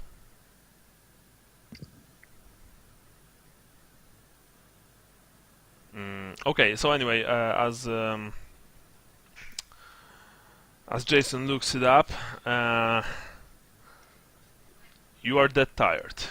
The only thing you can think of right now is to go to sleep on the floor, but still you have thick sleeping bags, which are better than nothing, which are certainly better than just sleeping in your clothes on the field, something that you did last night. And as soon as your head touches the sleeping bags, you fall asleep, and you don't dream about anything. You're just too tired even for dreaming. And that's it for today. All right. Okay, guys, we All are right. actually very close to finishing. Tell me, what do you think about the campaign? I'm That's enjoying good. it. Yeah, it's just like at this point it's a little tough because it's like, I like that we have a kind of like an overarching task to do, which means like, but before we spoke to the general, like we really didn't have any main objective. We were just kind of going with the motion of things, and now we actually have some stuff that we can kind of focus on and do instead of always just reacting to stuff around us. right. Yeah, I actually really like the transition, from the first part, from this essentially town adventure, city adventure, to suddenly create a resistance kind of Yeah. adventure. I really like that. Essentially, Terror in Talabheim is one of my favorite modules of all, and that's why I wanted to play it with you, because I think it's very good actually. Yeah, that's good. It is tough. I know it is tough, but it's worth it. I think it's worth playing. Have we done anything way off the beaten path so far? I will answer those questions when we finish the game. Okay. Yeah. because spoilers and whatnot. Right. There's a healing potus. When used in conjunction with the healing test, this warm sludge of healing herbs, blah blah blah. Thus, on success, a subject regains 1d10 wounds instead of only 1 wound. Characters using a potus will have to put up with the stinking dung of urine and whatever nauseousness is used in the base. Yeah. That's a healing potus. I don't see a healing salve. Yeah, I think that we've actually mistook healing salve for healing draught. So you've got poultices with you as well, and that doctor applied them to you. Okay, so do of we course have... they stink horribly, so you've washed yourselves and suddenly you smell of urine and shit, but at least your wounds will feel better at the morning. So what this means? Okay, you know what? Essentially, what this means, you're on full heal, all of you. Okay. Yeah, let's not play around with nonsense. So you can all give yourselves full heal. Although, yeah, it is very smelly, especially when you're sleeping in a single small room, and all of you were, were exposed to that miraculous healing stuff. Okay.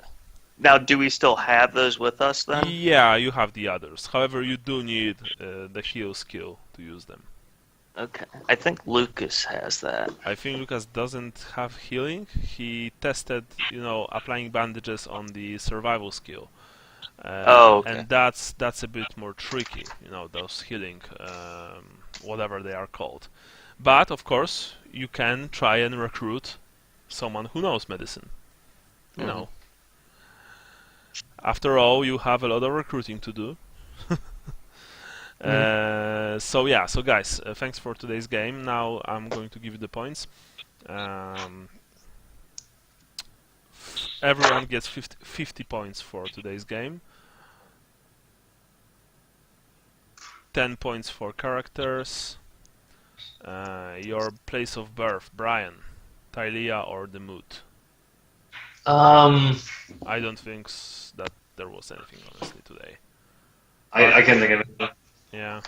Jason and Sean also. I don't think that Wizenland was mentioned in any way. I used it when introducing myself. Yeah, That well, I was from Wissenland and my father was what's its name. I don't. That was the only thing I had. yeah, but that's not exactly. Well, I would like to hear something more. Some actual reference to Wizenland, to cities there, to customs. That's what I'm giving you points for when it comes to your place of birth. Okay. Yeah. Anyway, so now religion, Brian. Yeah, there was something about Ranald. I made a joke about running Yeah, away, and Yeah. 10 points was- for that. Nice, Jason. Um, Good thing that you did not took that Mail of the Dwarf. I would give you 0 points for that. yeah. I said a prayer over the dwarf and Yeah. mentioned. I think that was about the only thing. Yeah, but that was. I think there was something more. But then, No, honestly, I think there was something more. Yeah. You said something about Moore's Road, the irony. yeah, the irony. Yeah, of, exactly. That's why I'm giving you 10 points. And Sean, I'm giving you 10 points for being a good little Sigmarite. Okay. Yes. Burn it with fire. Exactly. And again, there was something more, but I don't remember. Now I did, He had dreams register of the Sigmar. He had dreams of Sigmar carrying him to safety. Yes. Yeah. Yes. Mhm. His golden Don't- bird stroking him Yeah. gently on the Yeah. chin. Don't Yeah. tell him it was a Mormite. Yeah. I don't remember which one of you wanted to press his mouth against Sally's, but I thought that he was asleep. Vincent. So anyway, after that, star sign, Brian. righteous, fearless, merciful. Uh, I fed everybody when we. and you first- took point at every single opportunity. That's why I'm giving you 10 points. Mhm. You are very fearless, actually, and righteous as well. After that, we have Jason. Gungren's Baldric, militant profession of arms. Speaking with the general. Yeah, very good. That was very good, actually. I like that you've actually interrupted him, because clearly, you had something important to say that it couldn't wait, and that took a lot of balls. So 10 points for you, Sean. Cacklefax the cockerel. Cheap. I don't know how cheap I exactly was. I talked a lot about being cheap, but I don't know. The only thing I could say is that I said like, oh, I'll take free drinks and That was good, Yeah. actually. You took the dwarf's money. Yeah, and dwarf's money. yeah, I so, took the dwarf's money and his hammer. Yeah. yeah, so 10 points. Okay. And Doom, finally Doom, Brian. The blind maiden shall weigh thy soul. I can't think of anything specific. All right, Jason. There was something I was going to mention, but I never got to it. Was the fact that, while we were waiting, I'm no longer considering the Skaven as Tal's children, and I think that's going to be kind of a confidence booster that, I got out of that hairy mess and pulled Leopold out of it, so I'm kind of getting over the fact that maybe the Skaven are not the tiniest of Tal's children, and that I can kind of push that aside and take some relief out of that, but never really got to explaining that. I can give you 5 points for that. Sean? I just thought of something. For, Yeah? I didn't want to leave the Temple of Sigmar without Gennaro until I'd searched the whole thing. Okay, so 5 points. Went up to the Temple. Yeah, that's good. Sean, what about you? The hourglass shatters before the last green falls. I don't feel like I did anything in reference to that today. Okay. I'm trying to think. Oh, I was going to put a hourglass on Leopold's forehead too. I forgot to do that. like etch one in with whatever okay. it was with blood or something. Wanted to do that. Forgot about it. With a dagger. Yeah. With your own blood. Yeah. Okay. So after that, 5 points for Sally, for the halfling, and now the ideas that actually helped push the adventure forward. Anyone? Anything? I feel like I was pressing to get us geared up in the Sigmarite Temple. Yeah, that was good actually. Yes. That was a huge reward out of that. Yeah. Yeah. And to up- get out of the city in general and head away, but I don't know. Maybe going up to the tower to kind of see what was around to plan our escape kind of revealed the Skaven projector images. Yeah, that was one was of the- good. So both of you 5 points. Anything else? I don't think so, honestly, but Yeah. yeah. Oh, actually, I'm going to very quickly add the graphic of the Talabheim. Oh, okay. Their technology is getting better all the time. Yeah, especially in Skaven Blight. Anything for the heroic rescue of Leopold? Nah, not really. Okay. I mean, that was pretty good, but if you would save the Countess, now that would be something. Yeah. Anyway, there's a new handout. It's called Opposition in the Eye, and that's essentially, what the projection looked like, and that's like the grey third Skaven in question. Yeah.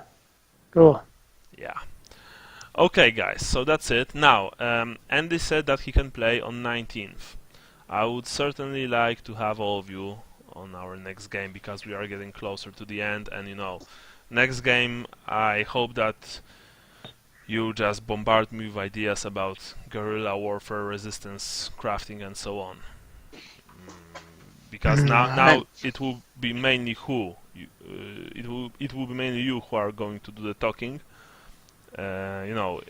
In establishing the resistance movement. So I would like to ask you if you're cool with us playing on 19th. Yeah, I apparently already have it penciled in, so I'm good, I guess. Okay. Yeah, that should work. So that's 3 weeks from now? Yeah. Yes. Yeah. Okay. When is Thanksgiving? What? Thanksgiving is the 23rd. Okay. Yeah, I think that's okay. Yeah. Okay, so if that's cool, then I'll see you all on 19th. Okay. Thanks for the game. I hope you liked it. Yeah. A good game. Yeah, it always is with us. As usual, write questions if you have any, ideas. I'm sorry if I may be a bit dizzy today, but there's this strange weather here in Warsaw, and I was feeling kinda not exactly here. I hope that you haven't noticed that, or at least not noticed that too much. No. No. Seemed okay. Yeah. Yep. So I guess this time Yeah, this same time- start time. Exactly. No more time changes, for Christ's sake. Well, actually, wait a minute. Oh 'Cause, shit! No, please. Because when is our daylight savings time is next Sunday, Okay. so it'll be the same time for me, which but for you guys, I think it'll be whatever, an hour earlier. Yeah. Well, then Yeah. good. Then we're back to normal time. Then Right. Yeah. that's good. Okay. All in all, we are going to contact each other a few hours before the game to make sure that we are all on schedule. Yeah, Okay. sounds good. Okay. Yep. Cool. Thank you very much, guys. I'll see you all on 19th. Take care. Okay, great. All right. A good game. See ya. Thanks. You guys. See ya. Bye. Bye.